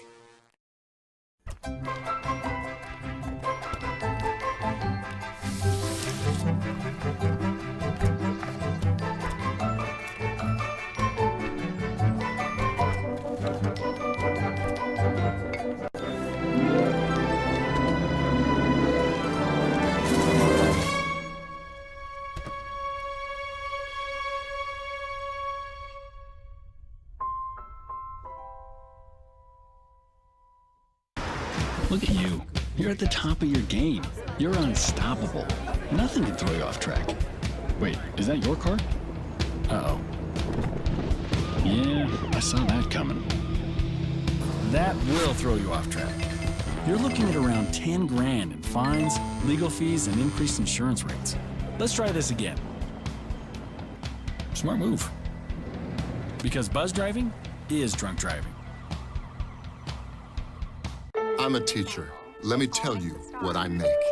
I make learning a privilege, not a chore, and frustration a tool, not. We're back here at halftime. The College of Staten Island trailing Brooklyn College by 7, 34-27. We apologize for a little bit of technical difficulties, but we're happy that we're here to start the second half. The CSI Dolphins find themselves down by 7 points here at halftime. Their biggest halftime deficit of the year, a position the Dolphins don't usually find themselves in. And, you know, a couple of key statistics here for the CSI Dolphins. They were out-rebounded on the offensive end, 14-3 in that first half. And the other key, the Brooklyn College Bulldogs doing a great job slowing this game down. Only one first-half bucket on the game as Taylor George comes out, buries a three-pointer, and the Bulldogs open themselves up a 10-point lead, their biggest lead of the game, as Taylor George now 4 of 6 from the three-point line. Big breakout game for the freshman. She now has 14, and the Dolphins find themselves now down by 10 points here to start this third quarter. Bulldogs in possession of the basketballs. They feed it over to Hanskin, out to Mugen, and her long three-pointer is good. So Brooklyn College starts out this third quarter hitting their first 2 3-pointers. They now have scored 6 unanswered points here to start the second half and have a 13-point lead. Passatoro over to Flecker. Her baseline jumper is up, no good. Dolphins shooting struggles continue, and now it's Passatoro. Out over to Price. She thought about the three-pointer, now works her way inside. A pass inside, and another turnover here for the Dolphins as Brooklyn College getting off to a strong start here in the second half. 2 3-pointers, and a Dolphin turnover to open up a 13-point lead. Yeah, Dolphins have to settle down, Mike, and here's a three from Cray. That's up no good. Cray in to grab the rebound, and she will be able to draw the foul. But, you know, Dave, we didn't have a chance to discuss much at halftime, but Brooklyn College really hurting the Dolphins on the offensive glass. And, you mentioned in the pregame the Dolphins love to run. 2 fast break points this game, the only 2 points of the game for the Dolphins. And Brooklyn College really shooting the lights out from the three-point line. Well, you know what, Mike? They're 8 of 15 from three-point range. That's over 50%, and they're a team that only shoots it at 27% for the season. So that tells you a little bit of the story. Still plenty of time left in this one, but the Dolphins are watching this one slip out of their hands simply because they just haven't been able to get on the register. So now it'll be the Bulldogs with possession of the basketball as that's Green. Green picks up the dribble, hands the ball off to Mugens. He works it over to Pena, and her three-pointer is good. Brooklyn can't miss here to start the third quarter.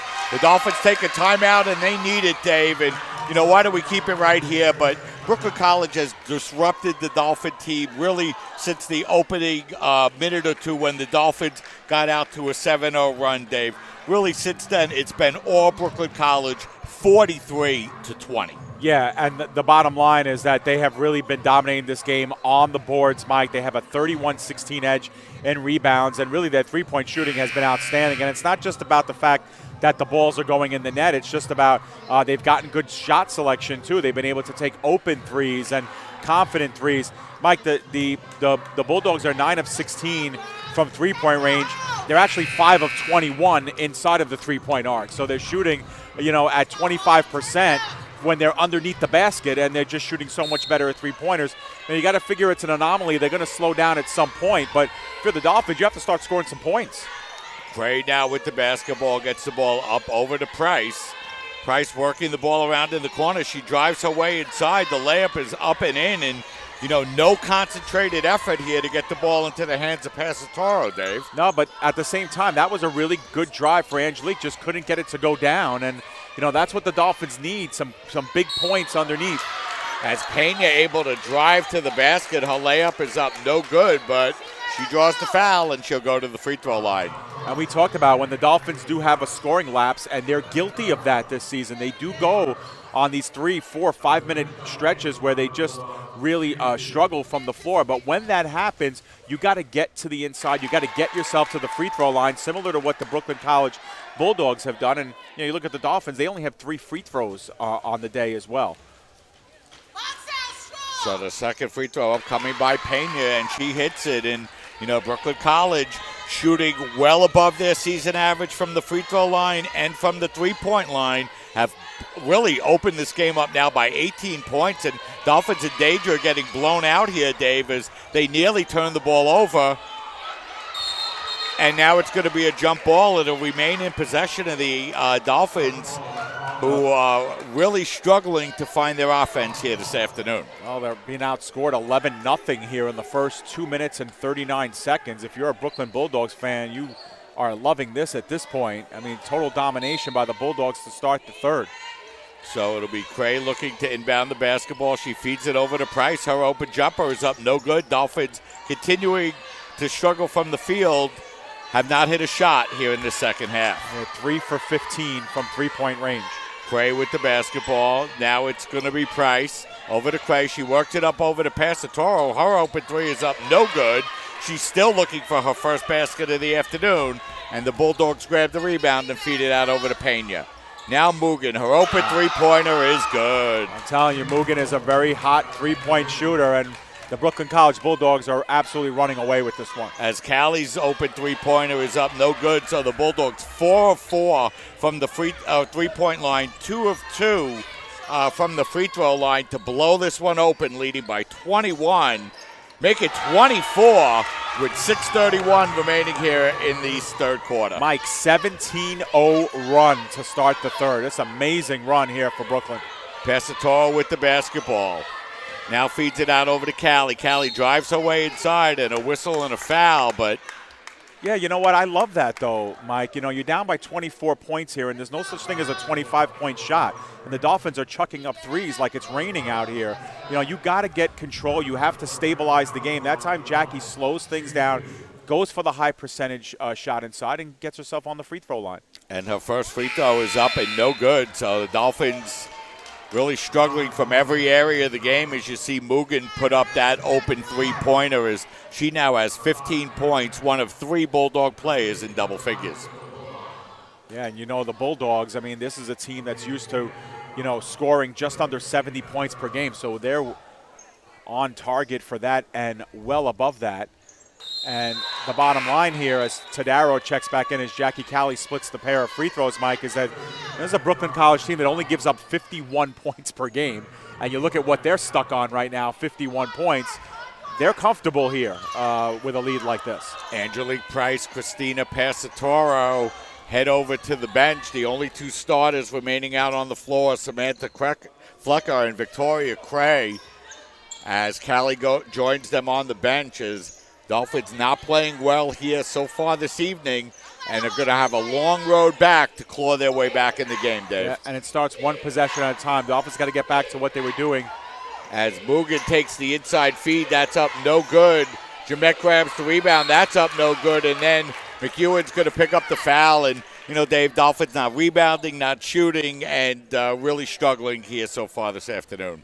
Yeah, and the rebounding has really killed them as well. I mean, it's still early, but they're being out-rebounded 36-17. And at this point, Brooklyn has almost the same amount of offensive rebounds as CSI does total rebounds at this point.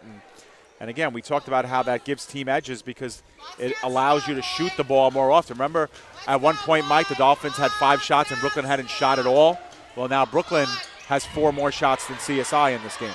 Yeah, and the Dolphins still with just 28 points. And that was another offensive rebound off of a miss.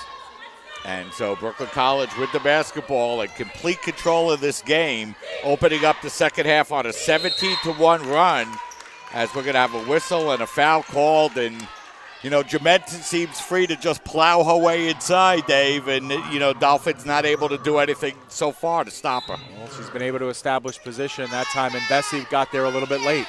As they work the ball inside once again, and that floater is up and in by Hanskin, and Dolphins need to play much better defense, Dave. Absolutely, just a little bit too much space in the paint. The Dolphins have done well all game defending the perimeter. Brooklyn has just been able to make their shots. But now that they're giving up some easy looks inside, it's costing them again here as Dolphins being outscored 19-1 here in the third quarter. 3 team fouls apiece. This is something we haven't seen from this Dolphin team, as we're going to have a whistle and a 3-second violation called. You don't see that one often. That time, Tadaro didn't really protest a lot. As the Dolphins continue to struggle here in this third quarter, as Brooklyn College has been able to come out and really blow this one open. And, you know, you mentioned, Dave, a Dolphin team that really has not played well since the beginning of this game. Is Brooklyn College now 7 of 9 from the field here in the third quarter. McEwen with the basketball. She turns it over, and now Brooklyn turns the ball over as the Dolphins look to set up. Tadaro gets the ball inside, misses the layup, and Dolphins 24 points down with their leading scorer on the bench, Dave. Yeah, and, you know, that time on that last possession, Tadaro rushes that layup. And, again, it's because she's already sensing the pressure before it even gets there. That time, Tadaro would have done well just to set her feet, get those 2 feet planted on the ground, go up strong. Even if you get fouled, you're at the line. But rushing because they know that the pressure is going to be there. A terrible pass that time by Cray as she turns the ball over. And the Dolphins turn the ball over for the 17th time here this afternoon.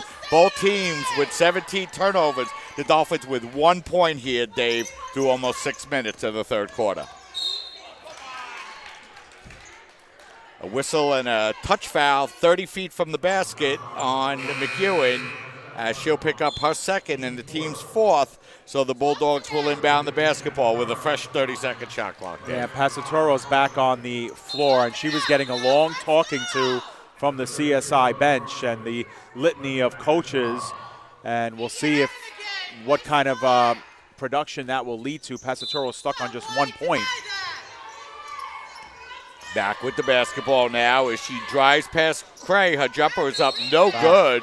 And we're going to have a whistle and an offensive foul called on Karen Mack. That's going to be her fourth, and that's going to send her back to the bench. She just can't find a way to stay on the floor, Dave, but the Bulldogs haven't needed her. She has she's just such a, a real, aggressive player, Mike, and you love to see that. But she does take a couple of whistles that she doesn't need to, especially with her team up by a bunch. Perone with the basketball, and she gets called for the travel as the Dolphins continue to struggle here in the third quarter, and it'll be Bulldog basketball. And it's frustrating. You could see the frustration mounting on the CSI sidelines, and, excuse me, Mike, a lot of hands up in the air, like, what do we do, what do we do? Because the Dolphins' three-point game has just not been there at all, and now they just can't seem to find a way inside. That time they get the ball to Perone, but, she's taking steps away from the basket instead of towards it. It's just not how the Dolphins like to play. Samantha Flecker, 5 of 10 from the field. The rest of this Dolphin team, 6 of 28, and they find themselves trailing, and we're going to have a whistle, and I believe it'll be an offensive foul.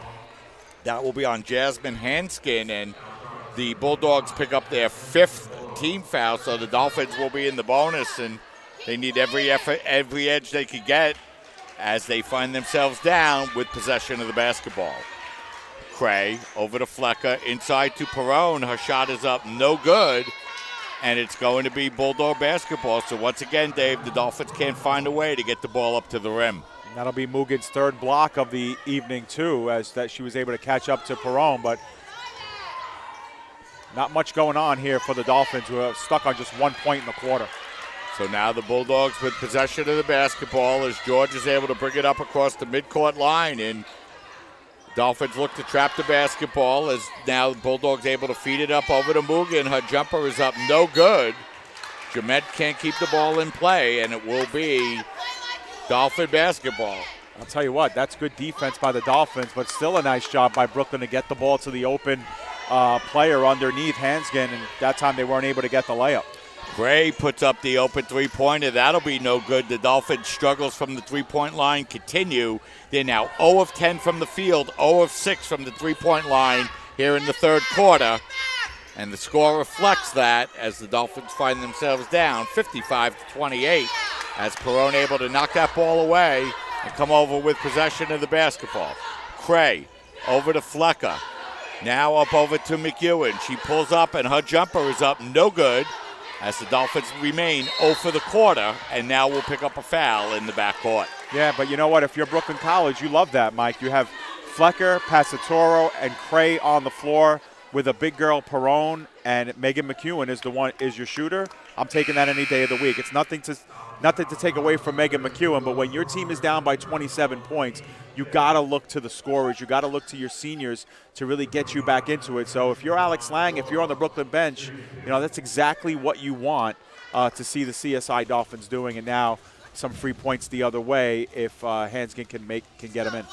So Brooklyn College with the first free throw is up and in there now, 9 of 14 from the line. Dolphins just going to the line 5 times here this afternoon. They're 3 of 5 as Brooklyn College continues to open up their lead. 22-1 in the third quarter. And Jamette able to grab the rebound inside. That's no good. The putback is no good. And Cray will pick up the foul, and they'll go back to the line as Dolphins struggles continue. The rebounds now, Mike, 43-19 in favor of Brooklyn. I'll tell you what, they are sending the Dolphins a message here. From the second half of the first quarter on, Brooklyn has just done just about everything right to the, with the exception being maybe being a little careless with the basketball, Mike. Brooklyn does have 19 turnovers in this one. But with the exception of that, I mean, they've really have outdone the Dolphins in every single category in this one. As that free throw is up, no good. Another offensive rebound and an offensive foul called on Brooklyn College. And that was a gift of a foul, too. Boy, oh boy, Dave. The Dolphins got to find a way to play a little bit better than this. Yeah, well, Brooklyn came into Staten Island's gym. They know this is a big game for them. This is kind of like their midseason Super Bowl of sorts. These are the CUNY champs, and if you're Brooklyn, I don't agree with that call either, travel.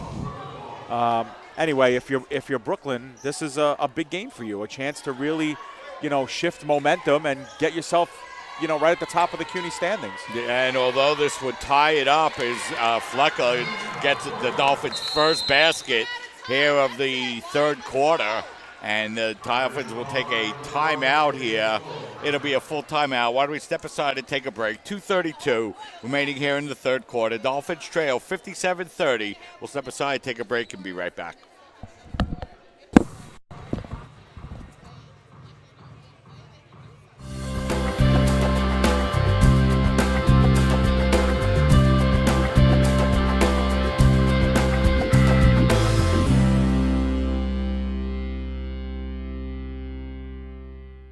One-on-One is an independently owned and operated physical therapy center since 1999. One-on-One has multiple offices located in Staten Island and in Brooklyn.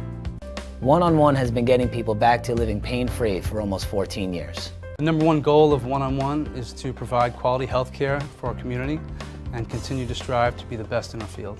One-on-One physical therapy gets our clients back to work, back to play, and back to function as soon as possible. We help them reclaim their life. We're back here with 2 minutes and 32 seconds remaining in the third quarter. The Dolphins with just 3 points here in the third quarter, shooting just 1 of 12 from the field, 0 of 6 from the three-point line, just 3 of 18 from the three-point line on the day, and just one of the many grim statistics, Dave, for the Dolphins here this afternoon. Well, when you play against Brooklyn College, they're going to contest you defensively. They're going to pressure you into some bad shots, and they are just going to outmuscle you underneath, and they're winning those battles here. I do have to say, Mike, that I think the Brooklyn College did CSI a favor and called a full timeout after that last CSI basket, just when the Dolphins got a teensy bit of momentum there with that turnover and layup. As Jermaine able to drive the ball to the field, she can't hit the shot, but Green able to grab the loose ball. It'll be knocked out of bounds, so it'll remain Brooklyn College basketball. And Dave, if you're the Dolphins and you got to send all 5 players back to the glass to rebound the ball defensively, at some point you have to do it. Absolutely.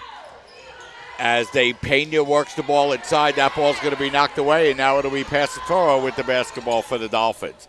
Christina kicking it in the corner to McEwen. Her open three-pointer is good. That's a big basket for the freshman, Megan McEwen. We told you in pregame that these young players are going to get big minutes, and these are big minutes for her, and to make that basket, that means a lot. So George now will bring the ball across the midcourt line as the Dolphins now find themselves down with 1:45 remaining here in the third quarter. Pena with the basketball. Pena looking to break through a double team. She feeds it over to Green. Green feeds it inside to Jamette. That shot is up, no good, but Brooklyn able to grab another offensive rebound. Green with a fresh 30-second shot clock. She feeds the ball inside. She was looking for Mugen, but the pass goes over her head and out of bounds. So it'll be Dolphin basketball off the Brooklyn College turnover. And Mike, for what it's worth and for all the good things that Chanel Jamette brings to Brooklyn, she's 1 of 13 from the field, and a lot of those have been easy layups. As Passatoro gets her first basket of the afternoon, and that cuts the lead to 57-36. And now we're going to have another foul call, Dave, 80 feet from the basket. Well, didn't see it. Wasn't even looking and paying attention to Megan McEwen, who was battling on the baseline. But that takes a little of the momentum away. But, Mike, it all started with that steal from Flecker, and she was able to turn it around and get a quick layup, and then Brooklyn called timeout. Ever since then, that gave CSI a nice little break here as we have a missed free throw. And Karen Mack, Mike, with 4 fouls, comes back into the game for Brooklyn as we see the replay. As we have an opportunity to see Christina's first basket of the afternoon. And, Dave, if I told you before this game started that Christina Passatoro wouldn't score her first basket until a minute or so left in the third quarter, not sure you'd believe me. No, I would never believe you, especially with the amount of times that she's willing to shoot the ball. As Passatoro's next three-point attempt is blocked, and Brooklyn comes away with the rebound as we're inside of 1 minute remaining here in the third quarter. Mack with the basketball. 18 seconds remaining on the shot clock. Mack using the screen. Now Flecker switches over to guard her with 10 seconds remaining on the shot clock. Hanskin with the basketball. Green camped out in the lane, no 3 seconds call, but now the Dolphins look to come away with the basketball. 2 seconds remaining, and the Dolphins force a 30-second shot clock violation.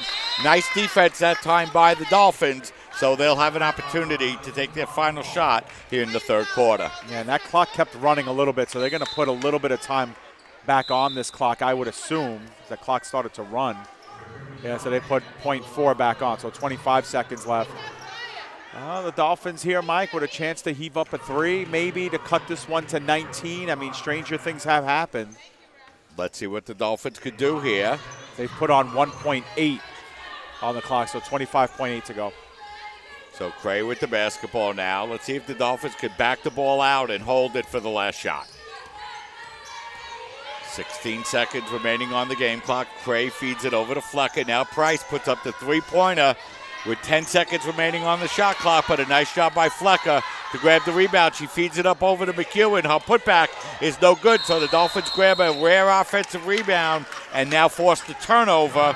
So the Dolphins with 1 second remaining with one final opportunity. Catch and shoot is basically what it comes down to here. Nice job by Flecker, just not giving up on any of the plays, Mike. She sets up in the corner. She might get it here. As they feed it inside, it's going to be knocked away, and that's going to do it. 3 quarters in the books. Dolphins outscored 24-9 in the third quarter. They're able to work their way back a little bit, but find themselves trailing 58-36 with 3 quarters in the books. So we'll step aside and take a break. You're watching CSI Women's Basketball coverage right here on your voice of everything CSI Sports, CSI Sportsnet, CSIDolphins.com. Right now at Tim Hortons, you can get a 10-pack of Timbits for $1.99. Get an irresistible mix of flavors in every perfectly shareable snack pack. Now that's what you'd call a sweet deal. Stop by Tim Hortons for a 10-pack today. Own the morning with Tim Hortons. Get a sausage and cheese English muffin made to order for only $1. Made with savory sausage and American cheese on a toasted English muffin. Prepared for you for only $1. Great quality at a great value. It's all good at Tim Hortons. There's something delicious happening this season at Tim Hortons, and it's only 99 cents. Get a rich, decadent hot chocolate or creamy French vanilla for the sweet price of 99 cents. Great quality at a great value. It's all good at Tim Hortons. We're back, 3 quarters in the books. The Dolphins trailing by a score of 58-36. David Pizzuto and Mike Babusky here courtside with you. And, you know, Dave, you got to give Brooklyn College a lot of credit. Both teams came in red hot, but it's been Brooklyn that's been able to do it so far through 3 quarters. Yeah, and they led with their defense, their offensive rebounding, Mike. Last I checked, they had 19 offensive rebounds. The Dolphins have 20 total for the entire game. And that's really been the difference, Mike. The rebounding right now, 49-20 in favor of Brooklyn. That's been the defense. That's all you need to look at. That's the reason why they're up by 22. And the Dolphins, who love to run with only 4 fast break points on the afternoon. And if you can't rebound the basketball, Dave, it's hard to run. No, and the one thing the Dolphins can hang their hat on is, again, their ability to make pressure. They've forced 24 Brooklyn turnovers, 25 here with this one. So McEwen with the steal. She drives down the lane. The shot is up, no good, as McEwen can't hit the layup to start this fourth quarter. Now Cray with the steal. Cray driving her way inside. That shot is up, no good. Flecker grabs the rebound, so the Dolphins miss a couple of layups and now draw the foul. Well, and that's the thing, Mike. The Dolphins have 25 takeaways, actually 26 takeaways, but they only have 17 points off of those takeaways. So you think about it, 26 turnovers, that's 26 possessions to do something with that after that turnover. They've only been able to score 17 points off. So that's where really the Dolphins have to take more of an advantage. That's the advantage that they do have. They do force a lot of errors. So Samantha Flecker going to the free throw line for the first time here tonight. She hits the first. She now has 13 points, and she could cut the lead down to 20 if she could hit her second free throw. And I know Sam has missed a couple of layups in this game, but she's been a real bright spot for me, Mike. Just overall hustle, not afraid to go down low, bang bodies down low, get second chance opportunities. She's played well. Samantha Flecker, 6 of 11. The rest of the roster, 8 of 38 here tonight for the Dolphins. Mugen with the basketball, slides to the floor and travels. And now 3 straight possessions for Brooklyn where they've turned the ball over, Mike. They now have 27 turnovers. And this is something that plagued them the first 10, 11 minutes of this game. Yeah, they started the game, Dave, I believe, with 4 consecutive turnovers before settling down. And now we're going to have a whistle and a touch foul called on George about 30 feet from the basket as she picks up her 4th. So a big personal foul on the Bulldogs, their second player with 4. And at this point, Mike, with 9:13 left, I mean, obviously the game is still within reach. But even if it's not, you want to send Brooklyn home thinking about something, and not that they were able to come in here and just were able to manhandle you on your home court. Passatoro feeds it over to McEwen, and it's been McEwen putting up the shots here in the 4th quarter. It's no good, and George is there to grab the rebound. George's pass is knocked away by Passatoro. Passatoro looking to drive her way in on Mack, and a layup is up and in. So Passatoro starting to heat up a little bit, and the Dolphins have cut the lead down inside of 20. It's 58-40. And again, Mike, turnover, points. That's what you need if you're the Dolphins. You can get the turnovers, but can you get the points? So now it's going to be Hanskin with the basketball. She feeds it out over to Mack as Brooklyn looking for their first points here in the 4th quarter. You know, and it wasn't long ago, Mike. It was with 2.5 minutes left in the 3rd where Brooklyn had their biggest lead, 29 points. That leads down to 18. They work the ball in the corner. The baseline jumper is up, no good. And now it's Passatoro to grab the rebound. Dolphins looking to run. Passatoro driving down the lane, and a floater is up and in. Your big players have to play big in big moments. Christina Passatoro is playing a little bit bigger, Mike.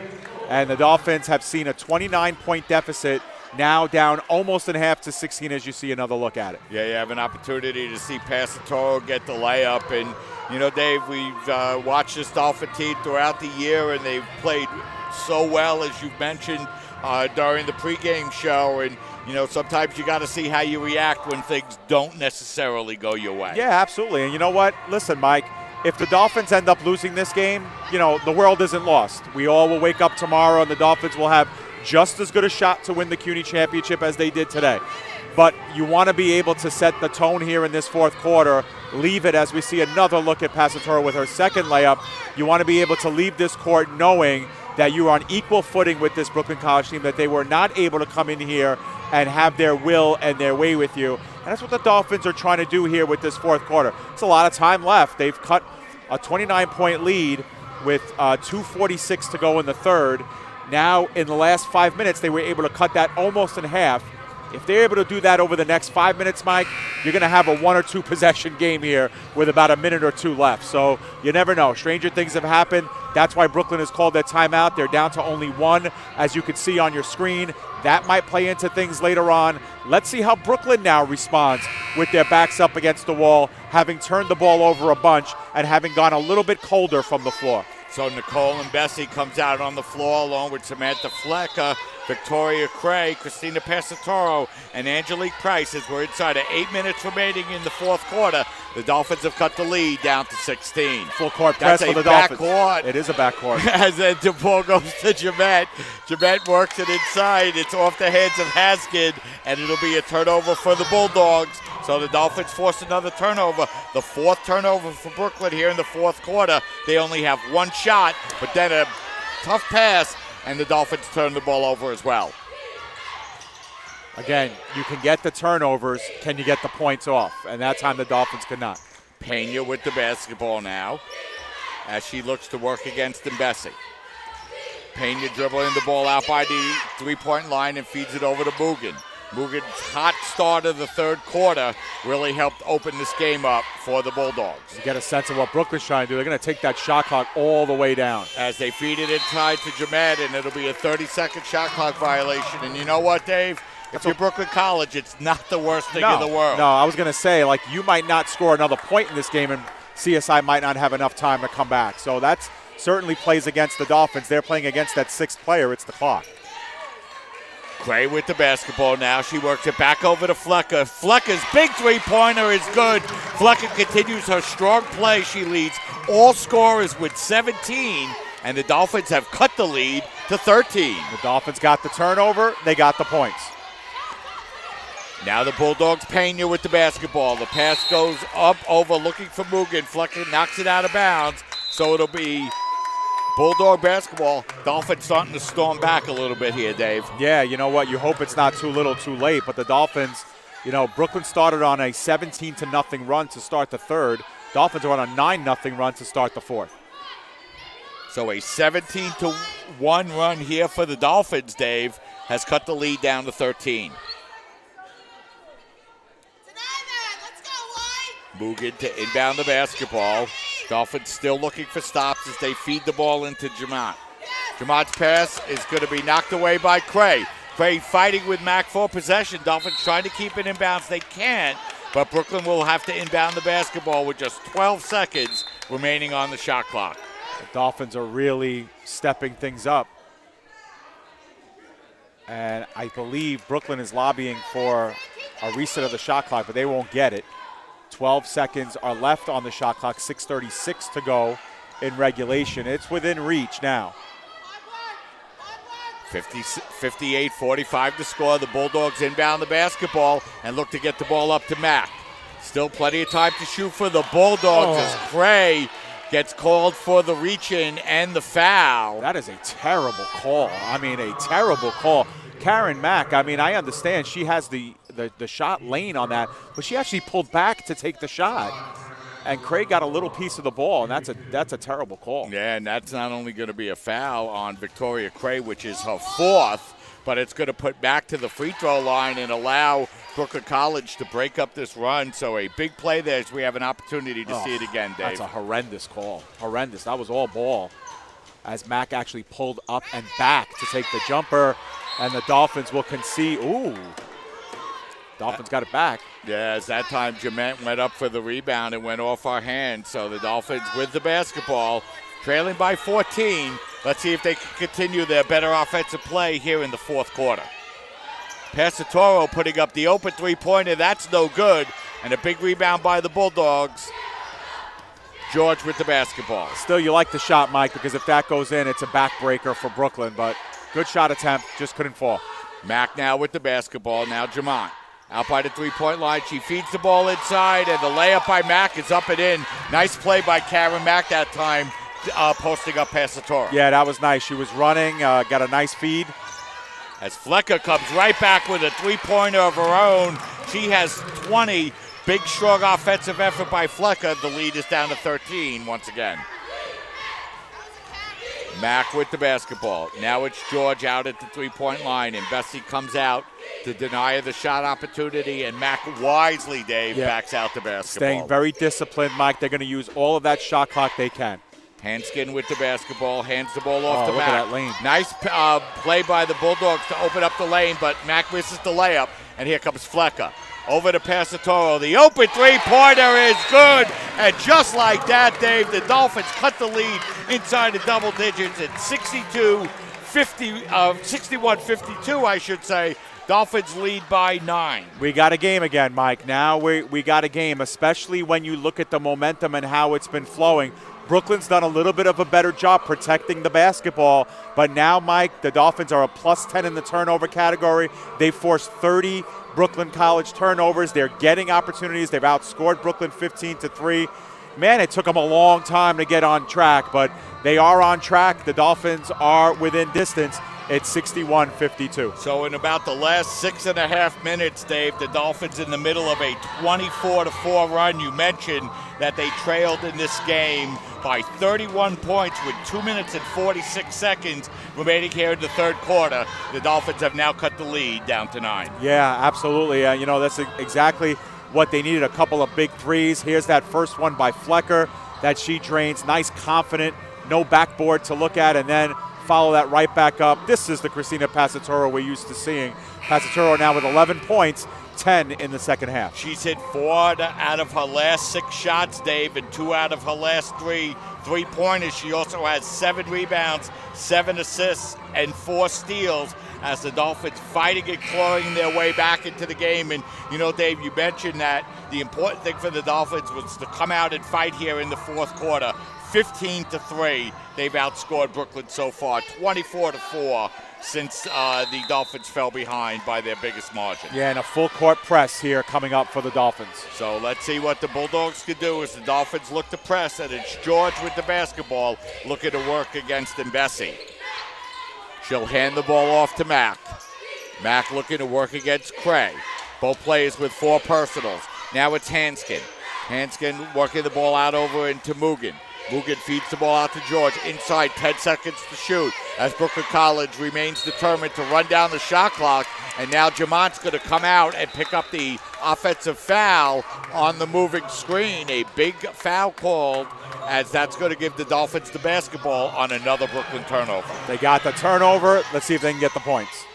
Flecker with the basketball, out over to Passatore. She fakes the 3, tries to work her way inside.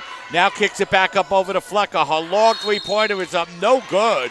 And we're going to have a whistle and a loose ball foul underneath on the Dolphins. Yeah, absolutely. That time the Dolphins missed a big opportunity. That one didn't look good from the time Samantha Flecker let it go. And Brooklyn gets away with one because Flecker did have that open look. An opportunity to cut the lead down to 6. Now Brooklyn College with a 9-point lead and the basketball as Mack comes in, takes the jumper, and is able to grab her own offensive rebound. The 3-point attempt is up, no good. Jamont fighting for the rebound. She lays it up and in and draws the foul. And the Dolphins have struggled with that all night, Dave, and it really comes back to bite them there. Yeah, and you know what? Jamont has struggled in her own right, Mike. That was only her second field goal of the game in 14 attempts. And I'm going to tell you, Mike, all 14 of them have been right underneath the hoop. So she'll go to the free throw line, and that free throw is up and no good. So the Dolphins grab the rebound. Big swing in the game there, Dave. This is where they need to make their move, Mike. The Dolphins have very little rooms for errors now. They work it around to Passatore. She thought about the 3, now feeds it out over to Cray. Cray now with 16 to shoot, over to Callie. Callie's open 3-pointer in the corner. That's up, no good. Jackie struggling from the field now, Dave, just 1 of 5 from the 3-point line. Well, Mike, we say it all the time. How do you beat a zone? You beat a zone by making your open looks, and the Dolphins have missed a couple in a row now. They got Flecker wide open on a 3, Jackie wide open on a 3. And now Flecker's open 3. She doesn't miss this one, and the Dolphins cut the lead down to 8. You can feel it turning now, Mike. Dolphins continuing to press. We're under 4 to go. George with the basketball, and Bessie picking her up. She'll hand the ball off to Mack as the Bulldogs look to get the ball into the hands of their senior guard. 15 seconds on the shot clock. Now Jamont out near the 3-point line. She feeds it inside to Mack. Now they work the ball out in the corner. Mugen, a nice drive to the basket, and we're going to have a whistle and an offensive foul. Big turnover there for the Bulldogs. That's going to be their 32nd. And we have a Dolphin player shaking up on the floor, Dave. Yeah, it's Callie who went down really hard and was grimacing in pain from the moment she went down. And she's going to get the attention of CSI athletic trainer Allison Ocasio, and Tim Shanahan and Wayne Treveli will come on as well. So why don't we step aside and take a break here, Dave? We have 3 minutes, 31 seconds remaining here in this fourth quarter. The Dolphins trail 63-55 as you're watching women's basketball coverage right here on CSI Sportsnet, CSIDolphins.com.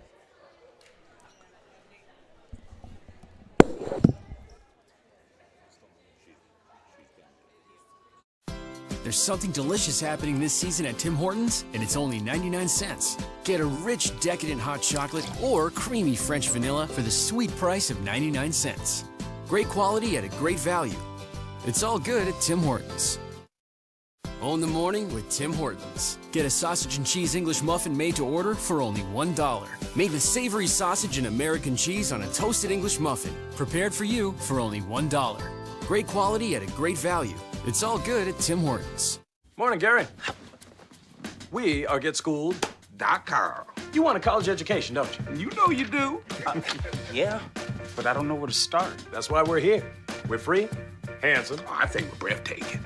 And here to guide you through every step of the way, starting with attendance. Gary, financial aid forms. Biology homework, G. I got this. Is that Bran?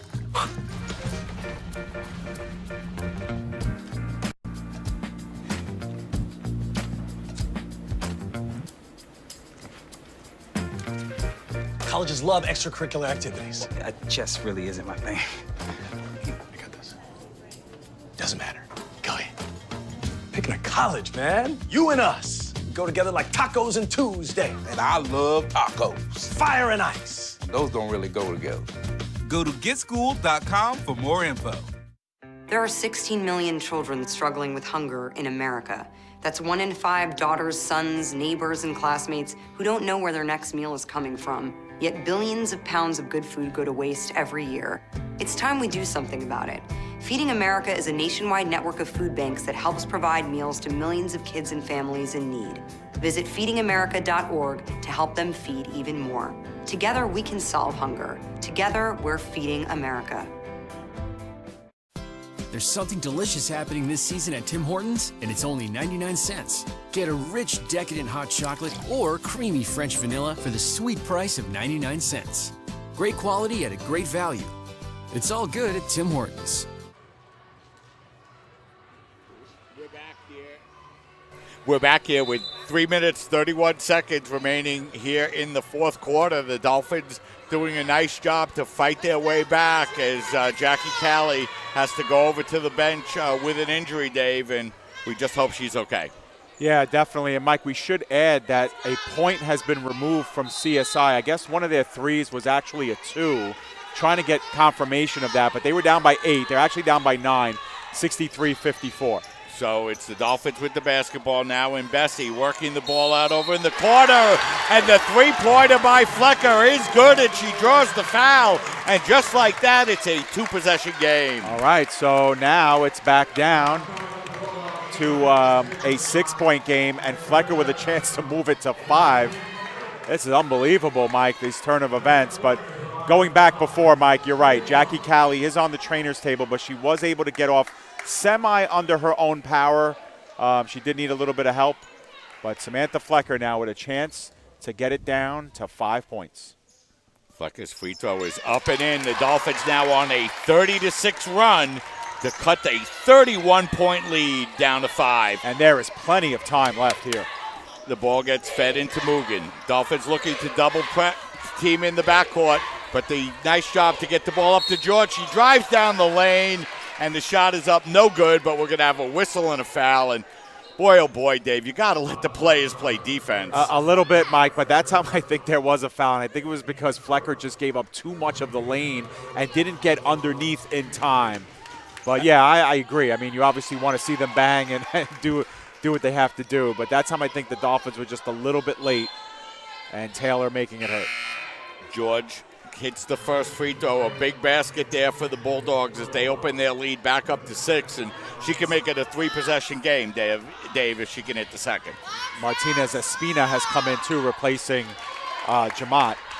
Brooklyn College able to go 3 of 5 from the free throw line here in this fourth quarter for 3 of their 7 points as Passatoro drives down the lane and hits a tough layup to cut the lead back down to 5. She transferred that in the air from her left to her right hand. What a play by Passatoro. And again, CSI down by just 5. 2 minutes and 50 seconds remaining here in the fourth quarter. Nice play by Mack to keep that ball in play as Brooklyn College with the basketball and 17 seconds to shoot. Got to attack Karen Mack here. Force her to do something with the ball. Mack against Cray, both players with 4. Oh. And we're going to have a whistle and a foul on the play. Boy, oh boy, Dave. Here's that reverse layup again, shifting hands. But that's the 5th for Victoria Cray, so she's fouled out. So the Cray fouls out on a basket 30 feet, on a foul 30 feet from the basket with 2 minutes and 34 seconds left in the fourth quarter. And Mike, I understand if it's a tug on the jersey, if it's a shove, but when it's just laying your hand on the other player's hip, I mean, that's like, wow, that's like calling pass interference in football when, the defender has just a hand on the receiver's back. Let him play a little bit. And Brooklyn College able to score their last 3 points from the free throw line. They've scored 4 of their 8 points from the free throw line here in the fourth quarter, including their last 3 consecutive points as Price grabs the rebound and the Dolphins have the ball down by 6. Price.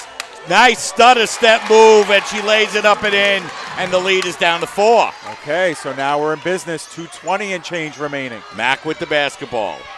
Mack feeding the ball over to Martinez Espina, who gets the ball out over to George. Now Brooklyn College, once again, disciplined to run the clock. Yeah, absolutely, as they should. Mack looking to work against McEwen now as Craig finds herself on the bench with 5 fouls. Mack driving her way inside. Her pass is stolen, nearly knocked away. It's going to be a jump ball possession. Possession arrow to the Dolphins.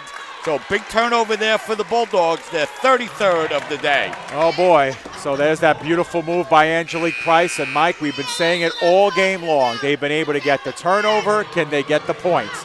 That was Brooklyn's 33rd turnover of the game. Dolphins are a plus 13 in that department. Can they make it hurt? Let's see if the Dolphins can make it a one-possession game. Passatoro, tough pass over to Price. She's unable to maintain possession, and the Dolphins with a big turnover. Mack is being double-teamed here. She needs help. Mack with the basketball. Mack, a long pass, stolen away by Passatoro. Here comes Christina. Christina spinning in the lane. Her layup is up, no good. And a fight for possession, and the ball grabbed now by Hanskin. There's nobody down this end of the floor. Here they come. Mack feeding it inside to Jamon, who lays it up and in. And, boy, you couldn't ask for much more, Dave. Nope. A layup attempt by Passatoro to make it a 2-point game. She couldn't hit it. Yeah, 2 turnovers, but no points off.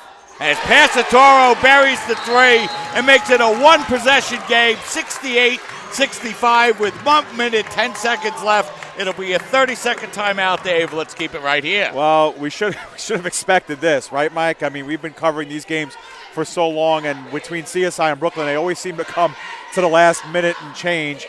Brooklyn had a 29-point lead here in the late stages of the third quarter, and somehow, some way, the Dolphins have got this to within a possession.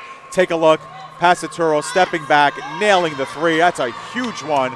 And the Dolphins, Mike, when you're up against the wall, we've been saying it so long, you got to go to the well. You got to go to your best players. The Dolphins have leaned heavily on Flecker.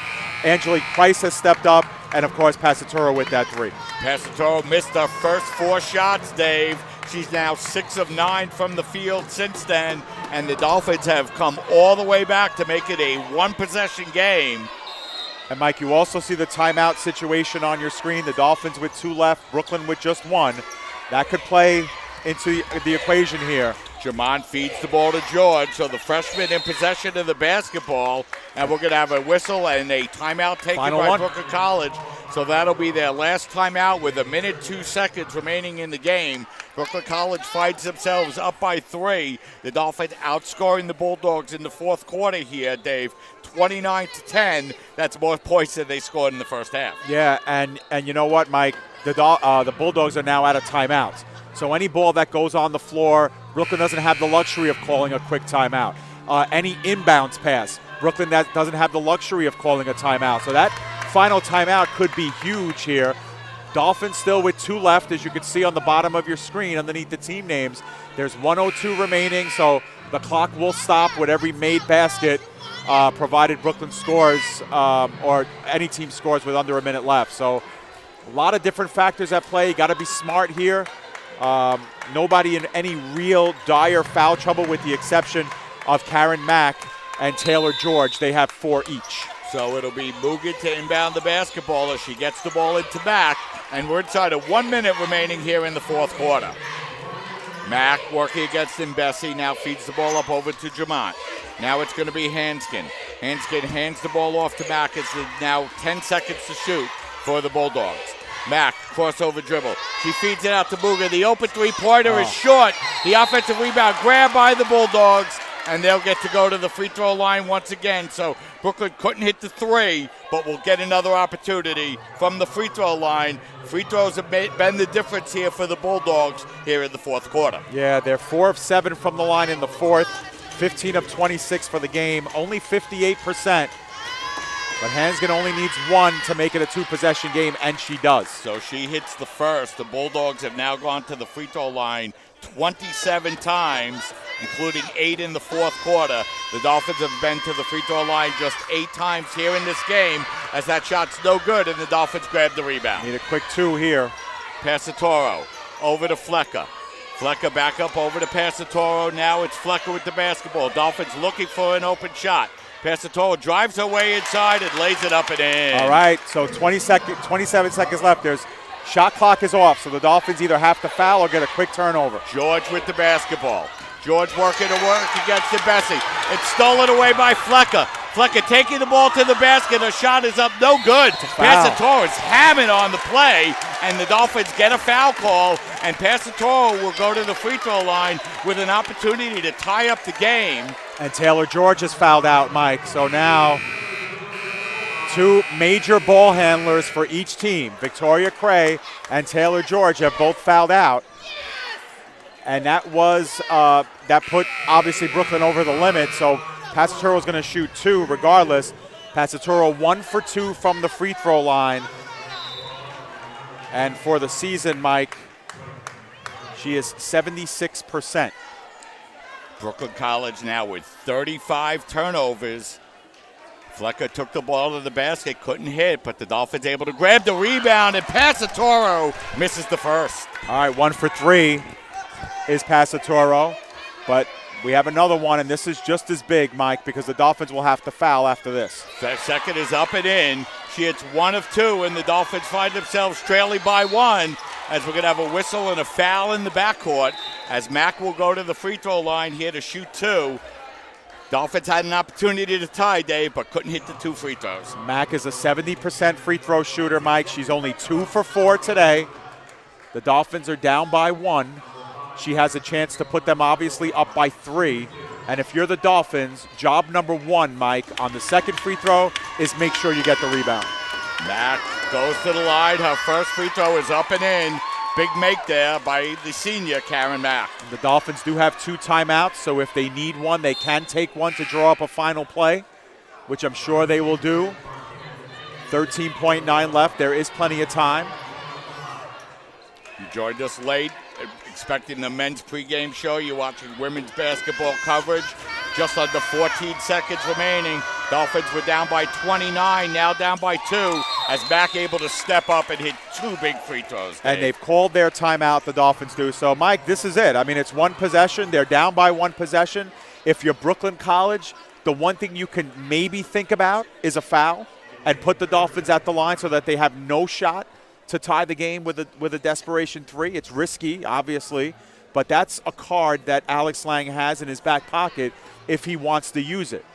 Don't allow Passatore the ball, and if she gets it, just foul her in the backcourt without her taking a shot, and the Dolphins have no chance to tie. So we'll see what they decide to do and how they decide to give either Flecker or Passatore any kind of space to unleash a 3. The Dolphins found themselves down in this game 57-28 with just 2:46 remaining in the third quarter, Dave. The Dolphins, since that time, have put up 36 points. You know what? And we said if they're going to lose this game, send Brooklyn College home with a message. And they've done that. They've succeeded in that. Now they could try and win this game. Jackie Cali going to the bench with an injury here in the fourth quarter as the Dolphins look to inbound the basketball and turn the ball over. Now it's in Bessie. Has the ball stolen. Flecker puts up the three-pointer. That's no good. And the rebound grabbed by Brooklyn College. Dolphins not getting a good look at the basket that time. No, Dave. And that's just a really, really poor inbounds pass by Megan McEwen. And that's really what cost the Dolphins with that possession. And now Brooklyn, remember, they don't have any timeouts here, Mike, so they've got to inbound this ball within 5 seconds. If you're the Dolphins, you are not letting this inbounds pass go in. So let's see what Brooklyn can do. They're able to get the ball, and Price commits the foul. So Dolphins found themselves down, had opportunities, Dave, at the end of the game, but just couldn't make the big shot coming down the stretch. Yeah, and you can't fault Flecker there with that last desperation heave. Looks like Brooklyn got a piece of it. This crowd should be making some noise, looking for some misses here. Now they start to. First is good, and that should ice this one here. Brooklyn 72-68 now, 2 possessions ahead of the Dolphins, who will have a desperation heave and then some more desperation after that. Gave it a great run, though, Mike. That's a great comeback for the Dolphins. Timeout is called by the Dolphins. It'll be their last timeout, Mike, so we'll see what the Dolphins decide to do here to salvage these final 4.6. Yeah, the Dolphins had an opportunity, Dave, to tie this game up with just a little over 11 seconds remaining, but they could not hit their pair of free throws, and then a desperation three-pointer to try to tie the game up went awry. And, you know, the only thing, Dave, is maybe they had a little more time to look for a different three-point shot. But, you know, Flecker had been hot. She's scored 27 points on the afternoon, and the Dolphins, unfortunate, working their way back from 29 points. But it looks like they're going to fall just a little bit short. Yeah, and Jackie Callie continuing to get looked at on the trainer's table. She's one of those marquee three-point shooters, Mike, that was missing, obviously, from the court in that type of situation. And, you know, McEwen's inbound pass was just not a good one, Mike, and that kind of dominoed the rest of the play. And there was just a whole ton of desperation. Nicole and Bessie actually did a nice job of getting to a loose ball, blocking it into the hands of Flecker. And, you know, I don't blame Sam Flecker for taking that shot. You know, when you're in that situation, you don't know what's going on. You got to heave something up. The thing that the Dolphins were really guilty of is that they needed to know that they still had a timeout to go. So McEwen will inbound the basketball here for the Dolphins with 4 seconds remaining. As Dolphins having a tough time getting the ball in bounds as Price's shot is up no good, and that's going to do it. The Dolphins' 7-game winning streak comes to an end, and their undefeated record in the conference will come to an end as well, Dave, as they drop this one to Brooklyn College by a final score of 73-68. Yeah, you know what? A monumental win for Brooklyn. They came into Staten Island, a place where they haven't played well in the past, Mike, sent the Dolphins a clear message that it's going to be no cakewalk to a return trip to a championship.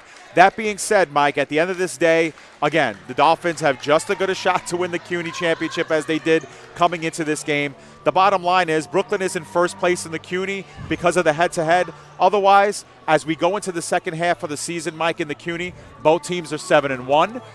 Both teams have played well in the first half, and the second half is going to determine who ends up finishing as the first-place team, because these two teams still have another head-to-head matchup in Brooklyn and plenty of time between now and the playoffs to determine how this one shakes out. You know, Dave, we look ahead at the conference schedule for the Dolphins as they will finish the season with all conference games. John Jay at home next, and then CCNY on the road, and then 4 consecutive home games against Baruch, York, Medgar Evers, and Hunter. So, like you say, Dave, you know, a tough loss, a game that, you know, you kind of hope to play a little bit better in, but when all is said and done, you're in just as good a position as you were before the game this afternoon.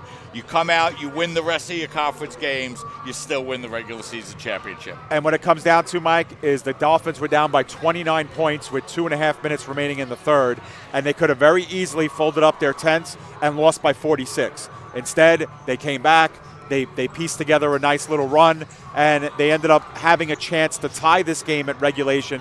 They end up losing by 5, but for all intents and purposes, Mike, the Dolphins finished this game the way they needed to finish it, and they have plenty to move forward with. They forced 35 Brooklyn turnovers in the game. Samantha Flecker finished with a career-high 27 points. So things to build on as you see Callie leaving the court in crutches, Mike, on your screen.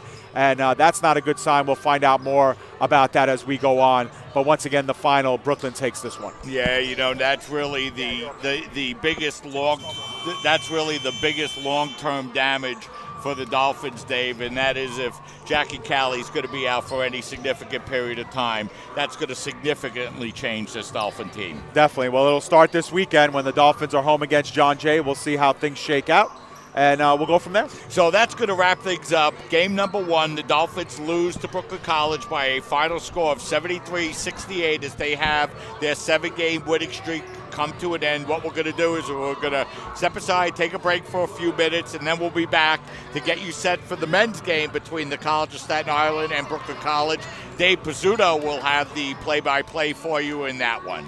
So once again, the Dolphins lose this one by a final score of 73-68 for Dave Pizzuto. This is Mike Babuski saying so long, and stay right there. We'll be back in just a few minutes to bring you men's basketball coverage as you're watching CSI Basketball on your voice of CSI Sports, CSI Sportsnet, CSIDolphins.com.